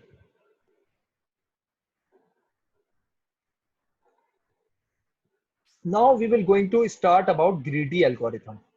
जस्ट इंट्रोडक्शन दे रहा हूं, ज्यादा कुछ नहीं है, ठीक है। ज्यादा कुछ है भी नहीं greedy algorithm. Greedy algorithm means greed, you go on the basis of greed, है ना? What is your greed? So greed could be different. Yasir's greed could be different from Mayank's greed. Vidit's greed could be different from Shubham's greed. है ना? So this algorithm means greedy algorithm. That means it bases on some greed, and it could be different for different individuals. Like the greed of IIMs is to have the talent which is having the best IQ, best intelligence, best quantitative ability. This is their greed. So that's how they judge you in the first paper, then in the second interview. UPSC has a grid for knowledge. UPSC civil service exam, yeah. It is a grid for your knowledge, along with that some competitive skills. It doesn't check your IQ much. It do check, but IQ checked by IIMs is quite high. So their greed is different. So what they do, they conduct prelims exam, then they conduct mains exam, then they conduct interview, and on the basis of that, they select you. Along with that, remember one thing: once a candidate is failed in prelims, he will not be allowed to give mains and interview. This point is important because this point is little different in case of dynamic programming. Dynamic programming में क्या होगा कि अगर उन्हें लगेगा कि prelims का candidate थोड़ा अच्छा था तो वापस ले लेंगे। क्लियर हो रहा है ना? काफी बार समझ में नहीं आता डायनेमिक प्रोग्रामिंग और ग्रीडी एल्गोरिथम में डिफरेंस क्या है। ग्रीडी एल्गोरिथम में आपने ग्रीड सोच ली तो पीछे मुड़ के नहीं देखोगे, सलमान खान की तरह कमिटमेंट कर लिया तो किसी की नहीं सुनता। डायनेमिक प्रोग्रामिंग में यू टर्न लेने का चांस होता है। क्यों होता है? उनको बाद में दिखा, अरे यार ये भी तो अच्छा था, वो ले लो। तो ये है ऑब्जेक्ट। क्या है इन सबका ऑब्जेक्टिव? क्या है? ऑप्टिमल सॉल्यूशन देना, ठीक है। ये लैंग्वेजेस में लिखा होता है, टेक्निकल टर्म्स, डेफिनेशन देके डर जाता है इंसान काफी बार। तो the objective of greedy algorithm is to give the optimal solution. What is optimal solution? Which is most optimized according to your use case. So it happens that in कि भाई हम इंटरव्यू देंगे तो किसी कंपनी में होगा, किसी company में नहीं होगा, क्योंकि सबकी ग्रीड अलग अलग है। मैं कुछ समझ में आ रहा है ना? ये है। एक और एग्जांपल ले लेते हैं। लेट्स से आप को करियर चूज करना है। काफी लोग करियर में कंफ्यूज हो जाते हैं ना, क्या चूज करें। लाइक यासिर को करियर चूज करना है, तो यासिर ने क्या डिसाइड करा कि यार मैं सब जगह एक एक बार जॉब करके देखूंगा, फिर डिसाइड करूंगा कौन सा करियर चूज करना है। तो यासिर कभी रेलवे इंजन चलाता है, कभी ड्राइवर बन जाता है, कभी एरोप्लेन चलाता है, कभी सॉफ्टवेयर इंजीनियर बन जाता है, कभी कुछ कभी कुछ कभी कुछ। ऐसे ही 10 साल हो गए, कुछ करे ही जा रहे हैं, मतलब आज तक चूज ही नहीं कर पाए करियर, कभी ये कभी ये कभी ये वो। अब वहीं पे विदित आए भाई। उन्होंने बोला भाई मेरे को तो ऐसा करियर चाहिए कि 10 लाख से ज्यादा तो मेरी इनकम हो पर ईयर, पर मंथ तो कहाँ मिलेंगे, है ना। पर ईयर 10 लाख से ज्यादा इनकम हो, पर मंथ भी मिल जाएंगे लेकिन थोड़ा टाइम लगेगा। तो पर ईयर मेरी 10 लाख से ज्यादा इनकम हो, है ना। उसमें कोड भी हो, कोड करना पड़े, और कुछ नहीं करूंगा मैं, हार्डवेयर वगैरह नहीं। ये नहीं कि 10 लाख में मुझे कुछ और काम करा दिया कि भाई जाओ वो। आजकल तो मतलब वो भी कॉन्ट्रैक्ट किलर्स भी होते हैं, उनको भी मिलते हैं ना काफी ज्यादा, वो सब नहीं करना मुझे। कोड करूंगा मैं, कोड। उसके बाद इन्होंने बोला ना काम भी सिर्फ 9 आवर्स करूंगा, कंडीशन है भाई। तो इससे देखिए क्या हुआ, इससे कंपनीज जो है कितनी सारी कम हो गई, इससे 99% कंपनीज कम हो गई। इससे 1% कंपनीज में से जो बची, इनकी भी 0.3% कम हो गई। अब और 0.6% कम हो गई। अब 0.1% कंपनीज ही बची हैं, उसमें से विदित चूज करेंगे। तो ये ऑप्टिमल सॉल्यूशन पे आ गए। क्लियर हो रहा है मैं क्या कह रहा हूं। ये है बातें। आपको जैसे कार लेने जाना है कल, कार कौन सी लूं पता ही नहीं, सारी कार ड्राइव करके देख रहे हो, टेस्ट ड्राइव, ऐसे थोड़ी ना चलता है ना। कार आपने ड्राइव करनी है तो थोड़ा सा कुछ क्राइटेरिया होगा ना कि ठीक है मैं मारुति लूंगा, तो इससे बहुत सारी कार एलिमिनेट हो गई। ठीक है मैं 4 से 5 लाख रेंज में लूंगा, हैचबैक लूंगा। ऐसे भी हैचबैक की यही स्पेलिंग होती है ना। और आपने सर्टेन कंडीशंस लगाई और आपने चूज करी, और 4 से 5 लाख में वैगन आर आ रही है, आपने ले ली वैगन आर, आंसर निकल के आ गया, है ना। ये है। अब डायनेमिक प्रोग्रामिंग में क्या होगा, मैं साथ साथ इसलिए बता दूं क्योंकि बच्चे बोलते हैं यार ये दोनों में फर्क क्या है। तो देखिए 4-5 लाख में आपने डिसाइड करा, इस स्टेप पे आ गए, फर्स्ट स्टेप के बाद सेकंड स्टेप पे। यहां आपने देखा 4-5 लाख में यार ये भी आ रही है, कोई Hyundai की कार भी आ रही है, तो आप यहाँ पे बैक स्टेप जाके Hyundai वाली भी ले लोगे। ये मेरा पॉइंट है। I hope you are able to understand. Dynamic programming में थोड़ा पीछे भी जा सकते हो। ऑप्टिमल दोनों का पर्पस क्या है, डायनेमिक प्रोग्रामिंग और ये पढ़ क्यों रहे हैं, टाइम वेस्ट क्यों कर रहे हैं पढ़ के। दोनों का पर्पस है ऑप्टिमल सॉल्यूशन दिखाना। ऑप्टिमल सॉल्यूशन का मतलब क्या होता है, टाइम कॉम्प्लेक्सिटी सही हो और वो आपके लिए भी सूटेबल हो। तो ये है चीज। बताइए अभी तक किसी को कोई डाउट हुआ हो तो। डायनेमिक प्रोग्रामिंग में डाउट है तो कोई बात नहीं, ग्रीडी में डाउट है तो बताओ। ग्रीडी में डाउट नहीं होना चाहिए क्योंकि डायनेमिक प्रोग्रामिंग को हम नेक्स्ट लेक्चर में देखेंगे ही। बताइए भाई।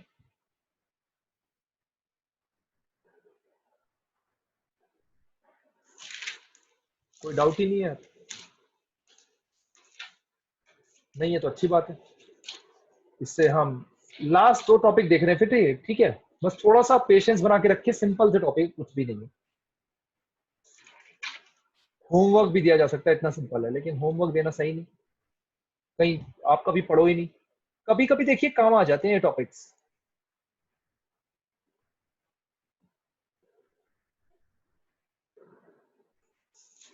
ये ले लेते हैं, एक ग्राफ ले लेते हैं।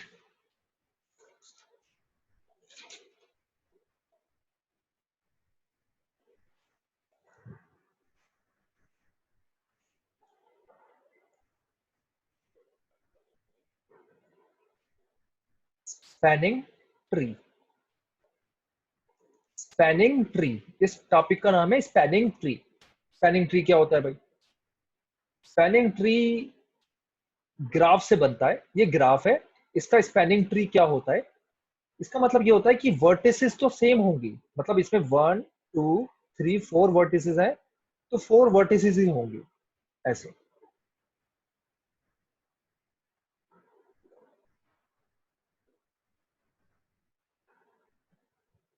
लेकिन एडजेस जो होंगे वो वर्टेक्स -1 होंगे, मतलब 1 2 3, और साइकिल नहीं होगी।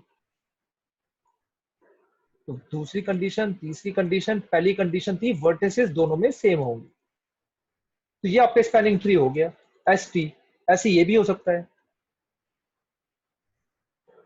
1 2 3 4, ये भी स्पैनिंग ट्री है। वर्टेक्स सेम, एज जो है वर्टेक्स -1, साइकिल है नहीं।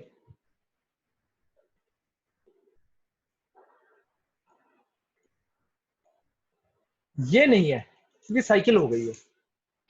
तो बताइए क्लियर हो गया ये?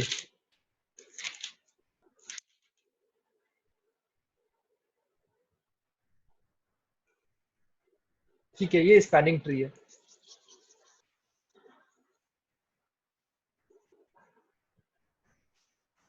स्पैनिंग ट्री पढ़ लिया तो मिनिमम कॉस्ट स्पैनिंग ट्री भी होता है।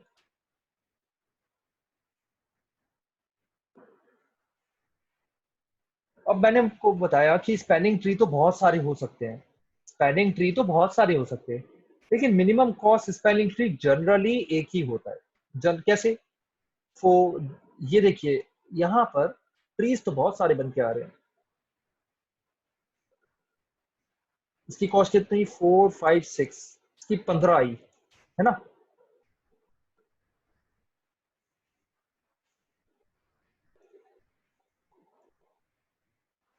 लेकिन इसकी कॉस्ट कितनी आई? 5 9 9, राइट। तो ये मिनिमम कॉस्ट स्पैनिंग ट्री है। Why? Because the cost of creating it is the smallest. 4 6 4 2 6 9।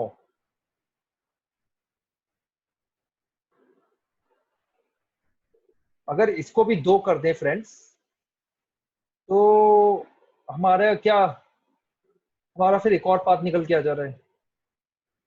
तो ये हो जाएगा,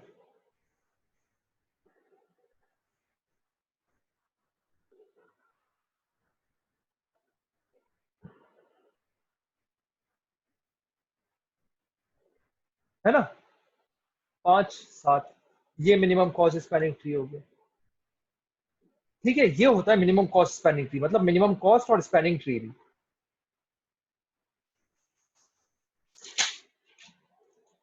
अब minimum cost spanning tree find out करने के 2 तरीके हैं, वो हम डिस्कस कर रहे हैं, जो दोनों ग्रीडी एल्गोरिथम को यूज करते हैं। ठीक है, एक मैं ट्री बना देता हूं।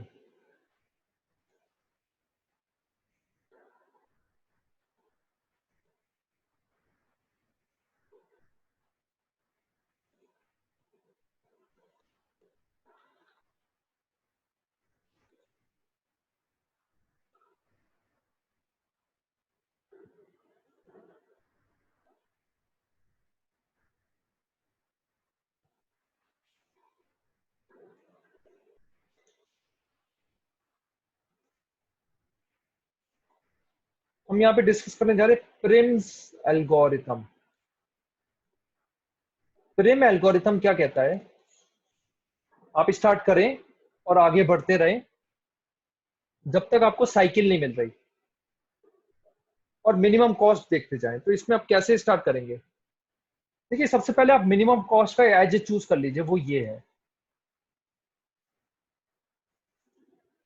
ठीक है, इसके बाद प्रिम बोलता है कि 1 और 6 से आगे बढ़ो, जो भी कॉस्ट स्मॉल हो। देखिए यहाँ अब 1 से लेके 2 जा रहा है, 28 कॉस्ट है इसकी, इसकी 25 है। तो ये प्रिम कहता है कि 25 में आगे बढ़ो, क्योंकि ये छोटा है, कॉस्ट कम है। अब प्रिम कहता है कि 1 6 और 5 में देखो सबसे कम कॉस्ट कहां पर है। तो ये देखिए 24 की है ना, 24। अब प्रिम कहता है फिर से आगे बढ़ो, 14। देखिए 14 18 22 तीन ऑप्शन थे, हम 40, हम ये जाएंगे 40। We will choose a path which is smallest minimum cost. Now there are options of 28, 22 and 18. We will choose 18 now, right? Now there are choices of 22, 16, 28. We will choose 12. So this is my minimum cost spanning tree. How? See, there is no cycle. वो condition true है, एक condition true हो गई, cycle नहीं है। Vertices equal है 1 2 3 4 5 6 7 सारी vertices, तो सेकंड कंडीशन भी ट्रू। थर्ड कंडीशन कि edges has to be vertex -1, वो भी चेक कर लेते हैं, 1 2 3 4 5 6, which is 7 minus 1 6. So this is how it is. Cost निकालनी है तो कॉस्ट निकाल लो, सम कर लो, 10 plus 25 plus 24 plus 14 plus 18 plus 12, जो भी आंसर है वो है cost.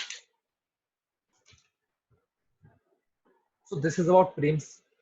Now somebody might ask me, yaar, what is the time complexity? See, we are visiting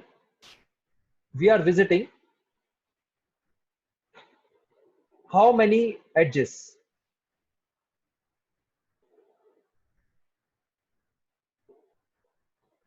We are visiting how many edges or how many vertex we are visiting. So at each moment of time, let's start, मतलब beginning से शुरू करते हैं कि कैसे हम start कर रहे थे. 1 और 6 को स्टार्ट करा था हमने, फिर 6 एंड 5 को करा था. तो हम यहाँ पे आप देखो तो इसमें एडजेस जो है वो ई है, which is also equal to v-1, है ना, v-1 के इक्वल है ना, इतने ही एडजेस है. और हर एच के लिए हम मिनिमम कॉस्ट ढूंढने की कोशिश कर रहे थे, तो हर एच की मिनिमम कॉस्ट ढूंढ करने के लिए E, it could be return like v-1 E, और इसको ऐसे भी लिख सकते हैं ई इंटू ई स्क्वायर. तो कॉस्ट कितनी हुई ई स्क्वायर, या अगर इसको एन से रिप्रेजेंट करें तो एन स्क्वायर. ठीक है, तो इसके time complexity O n square हुई. क्या इसको थोड़ा सा इंप्रूव भी कर सकते हैं? यस. देखिए, हर मोमेंट पे हम वो वाला एज ढूंढने की कोशिश कर रहे थे जिसकी कॉस्ट सबसे कम थी, और सबसे कम कॉस्ट ढूंढने के लिए अगर हम मिन हीप को यूज करें तो ये ई जो है ये लॉग ई बन जाएगा. तो E log E is equal to n log n. Anybody having any doubt, please raise it.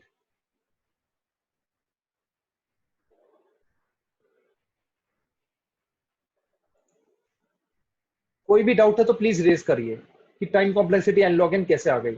मिन हीप में हीपीफाई करने को log n होता है, इसलिए log n आई है.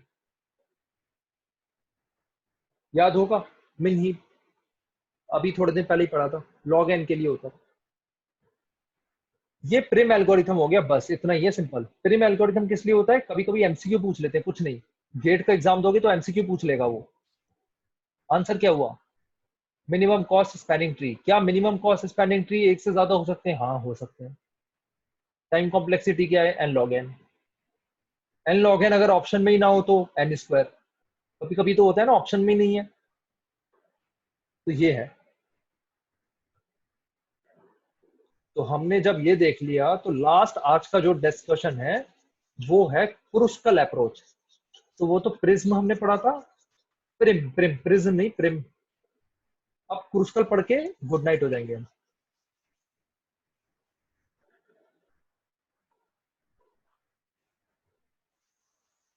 काफी कुछ हो गया आज लेक्चर. क्रुस्कल ये नाम है इसका. अगेन मैं पॉइंट रिपीट कर ही जा रहा हूँ, ये कोई आपसे प्रोग्राम बनाने को नहीं बोलेगा, अप्रोच पूछ लेगा. अप्रोच क्या होगी? ठीक है, अप्रोच पता होनी चाहिए आपको, वहां गलती मत करना. अब हाँ, एक और चीज है, ग्रीडी क्या है? ग्रीडी कैसे चूज कर रहे हो? ये ग्रीडी कैसे है, ये भी तो पॉइंट आ सकता है ना आपका. ग्रीडी ऐसे क्योंकि हर मोमेंट पे आप मिनिमम कॉस्ट देख रहे हो, हर मोमेंट पे आप मिनिमम कॉस्ट देख रहे हो at that moment of time. कि भैया मैं जब अगर 6 और 1 पे हूं तो मिनिमम कॉस्ट क्या है? 26 है, वो ढूंढो. क्रुस्कल कहता है मिनिमम कॉस्ट ढूंढो. अब क्रुस्कल कह रहा है कि फिर से वो वाला एज ढूंढो जिसकी मिनिमम कॉस्ट है, जो है 2 और 7. देखिए, इसकी कॉस्ट सबसे मिनिमम है. वो कहता है ढूंढते रहो, साइकिल नहीं बननी चाहिए. ठीक है, याद रखना, मिनिमम स्पैनिंग ट्री में साइकिल नहीं होती. साइकिल साइकिल मतलब गोल घूम के वापस आ जाना. अब कहाँ जाएं? अरे 14 नहीं यार, किसी ने बताया नहीं, सब सो तो नहीं रहे, 12 है ना। I hope you are awake. So ये है, फिर अगला क्या होगा? ये 14। Next 16 is the smallest out of all. 16, fine. Now 18 is the smallest. Should I take 18 or not? Please tell me. 18 is the smallest. Should I take 18 or not?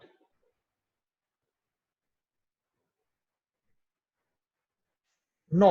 So why? Because अगर मैंने 18 ले लिया तो देखो cycle बन जा रही है यार, साइकिल नहीं बनने देनी। तो 18 आप नहीं लोगे, ये याद रखना बस। इसमें और कुछ ट्रिक है ही नहीं, सिंपल सा तो है बेचारा।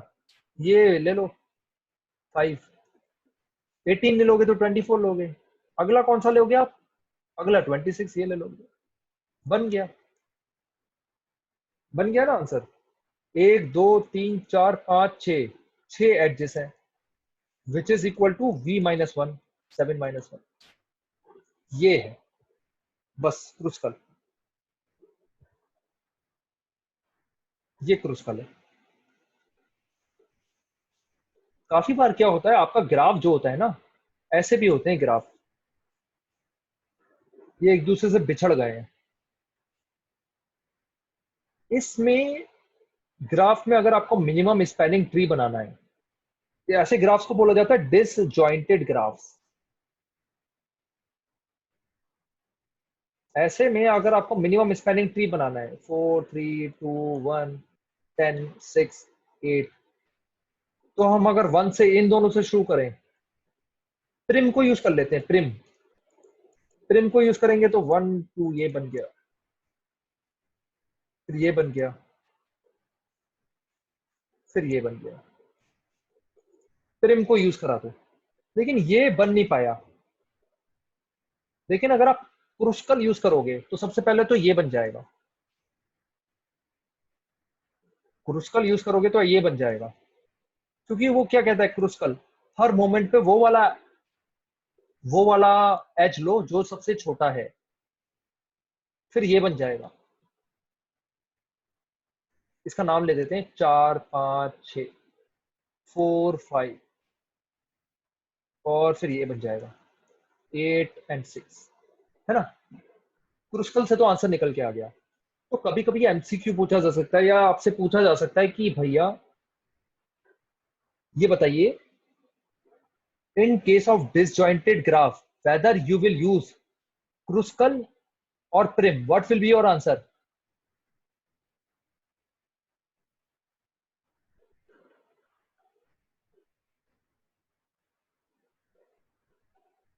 प्रिम यूज करोगे या क्रुस्कल यूज करोगे? क्रुस्कल, ठीक है, बस यही है, और कुछ बताना ही नहीं।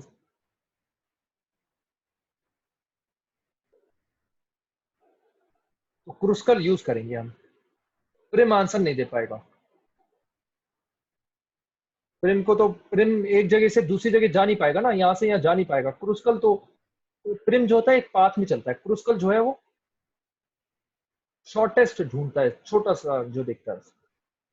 अब आप बोलोगे टाइम कॉम्प्लेक्सिटी क्या है? देखिए अगेन हमने एच एच पे जा रहे हैं, और हर मोमेंट पे हम वो वाला ढूंढने की कोशिश कर रहे हैं जिसका सबसे ज्यादा मिनिमम वेट है, तो लॉग ई में ही आ जाएगा, मिन हीप यूज करके। तो ओ ई स्क्वायर आंसर आ गया, मामला खत्म।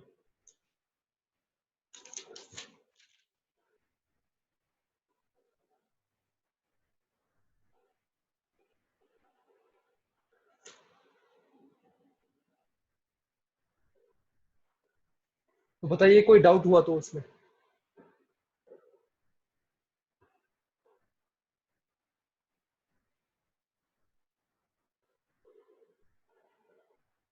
कॉम्प्लेक्सिटी भी क्लियर है ना? हाँ आई एम डाउट इन, हाँ Ayush, what is your doubt in that?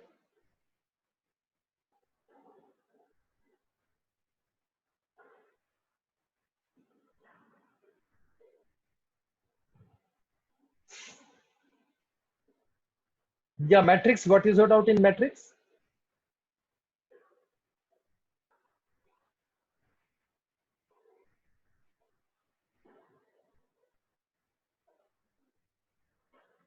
Okay, let's see the other side.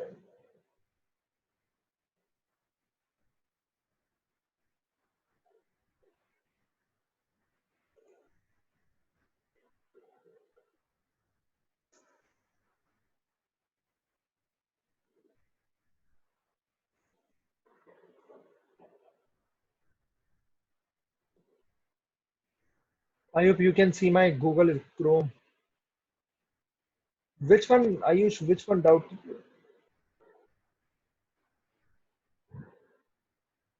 Adjacency matrix, right? This one.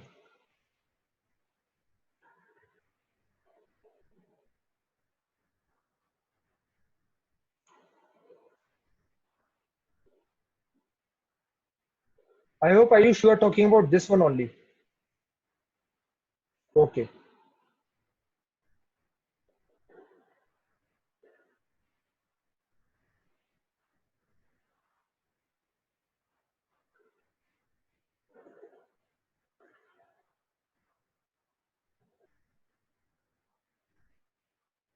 So what is your doubt here?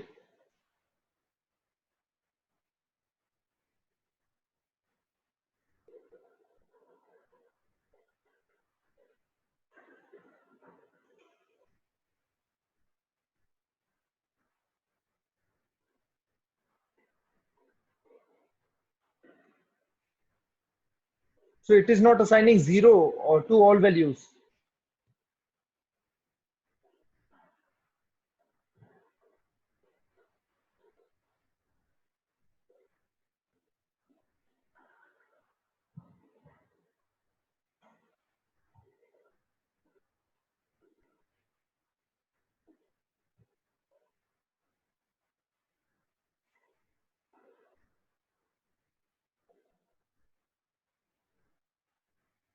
So Ayush, in this, I suggest you to use the array data structure provided by the STL, directly the array.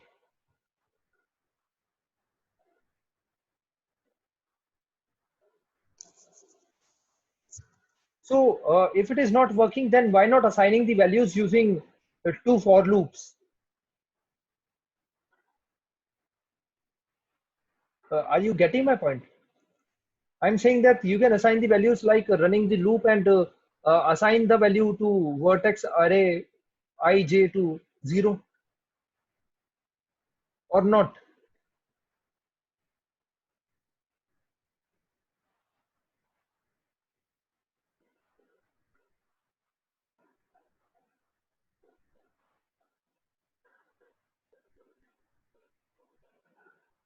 So, so I'm saying that why not running the two loops, two for loops to assign the value to 0?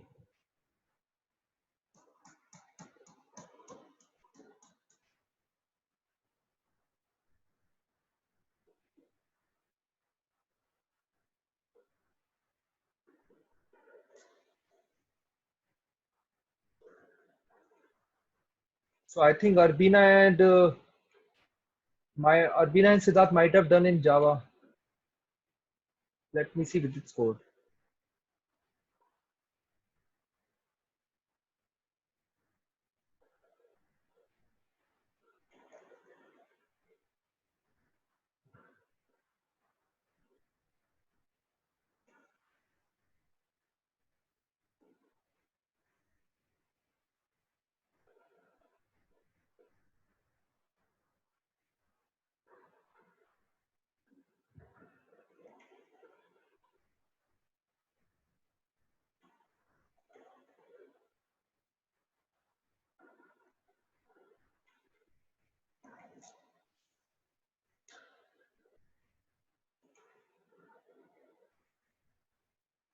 It's in Java.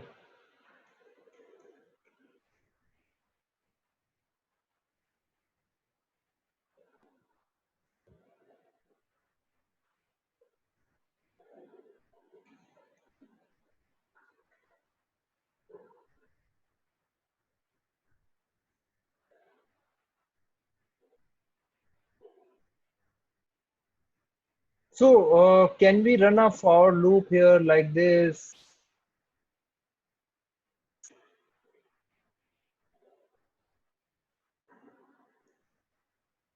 And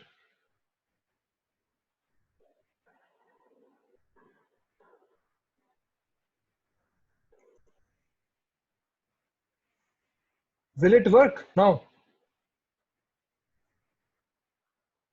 Yes. Now what is the issue? Vertex is undeclared.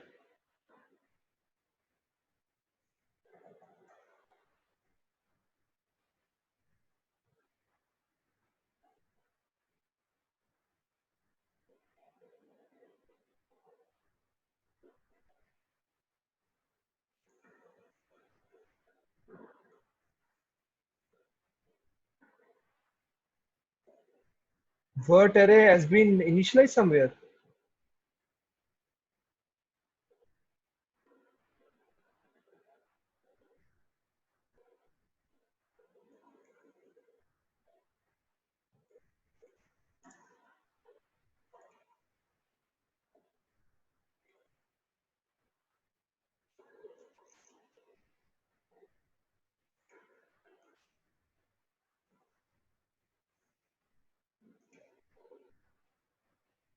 Now what is the issue? Use of undeclared variable. And so is it an issue of taking from the user?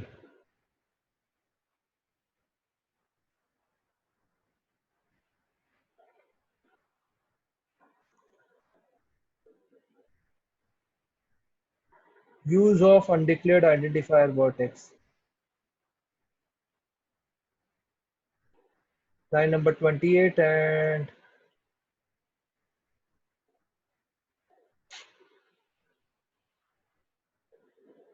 so you are using vertex here also. So let's yeah. This is how we define the global variables. Will it work? Here. Or shall I write static or something? Now matching call for add h. I think this is working fine. Hash define. Hash define is macro. But can't I write my own function?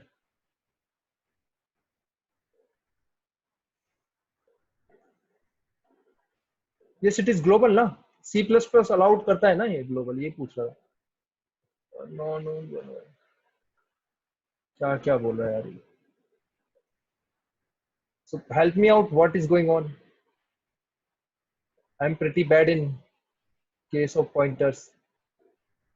Candidate function not viable. No known conversion from. How should I pass it? What I want. Okay, you want user to pass the vertex. So this I will check then. Ayush, how it is to be done. Otherwise, it's a top-down function. So have you? Okay. So C++ follows top-down. So if you do not define it, then I think this was the one, right?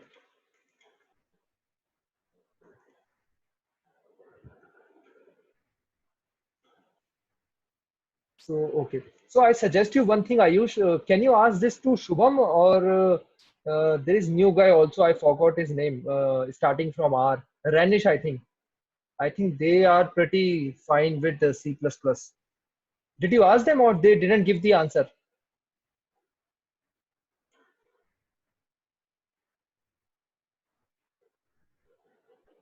So anybody having any answer like Ayush wants user to pass the vertex. How is it possible in C++?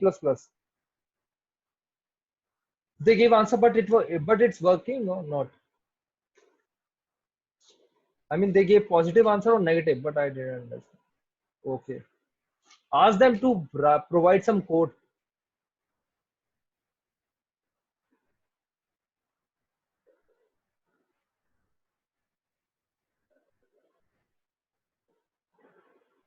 Or anybody here, Vidit, Siddharth, Shubham, what what Ayush wants is he wants user to pass this vertex. not the not the initialized one in not the initialized one in the C++. I think static array is not allowed. But static array is not allowed. Where, I mean, why static array is not allowed?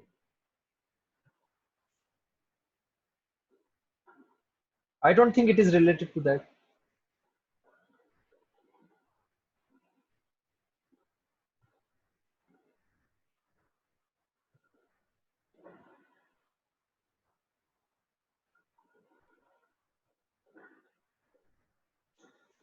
Okay, what I will do is I will provide the code of BFS and DFS in the next lecture.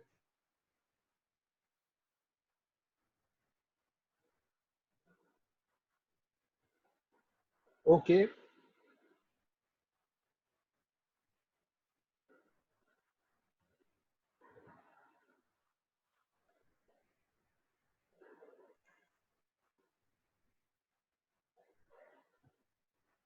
Okay, Ayush, I will provide the BFS and DFS. Not an issue. So, Siddharth, will it work like this then?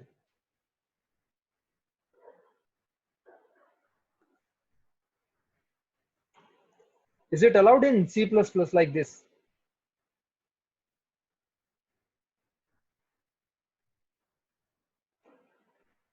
Yes, somebody help us out.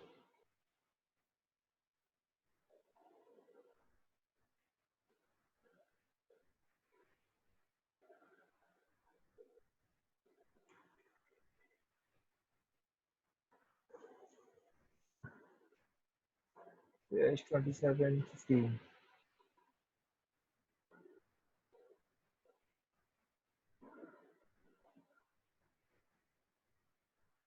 Let me try one more time, last time, whether it works or not.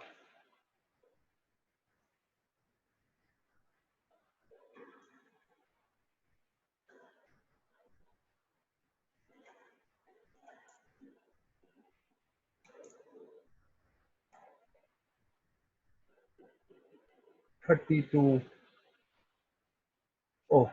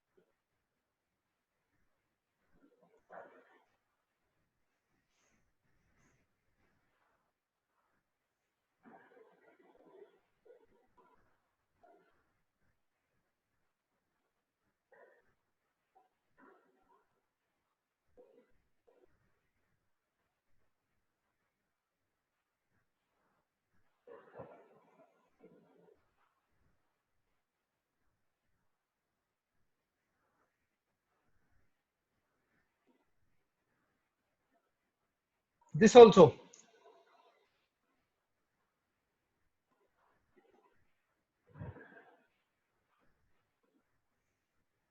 Not sure whether it is.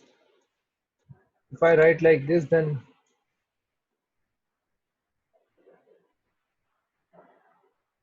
so right now it is working. So one thing is that I use this main has to be at the top. Yeah, that is fine. You are saying this has to be the top, right?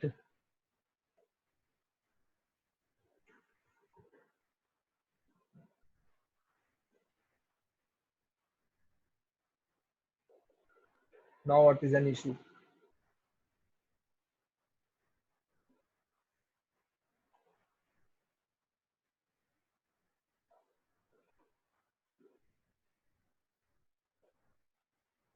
Line number 28, line number 31.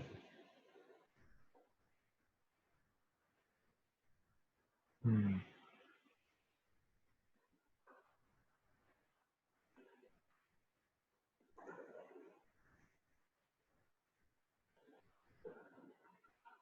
My God, man.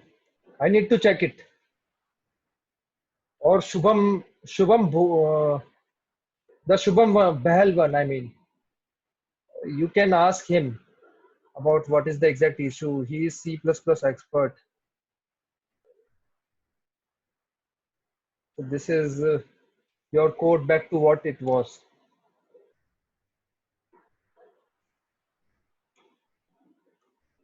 So okay, I will have a look at it. Meanwhile, if you can again ask Shubham, or I will ask him what is the issue here.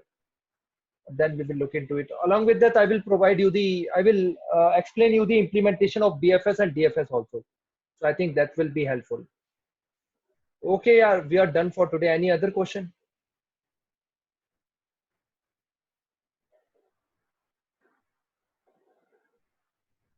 Okay, then thank you for staying late. Good night.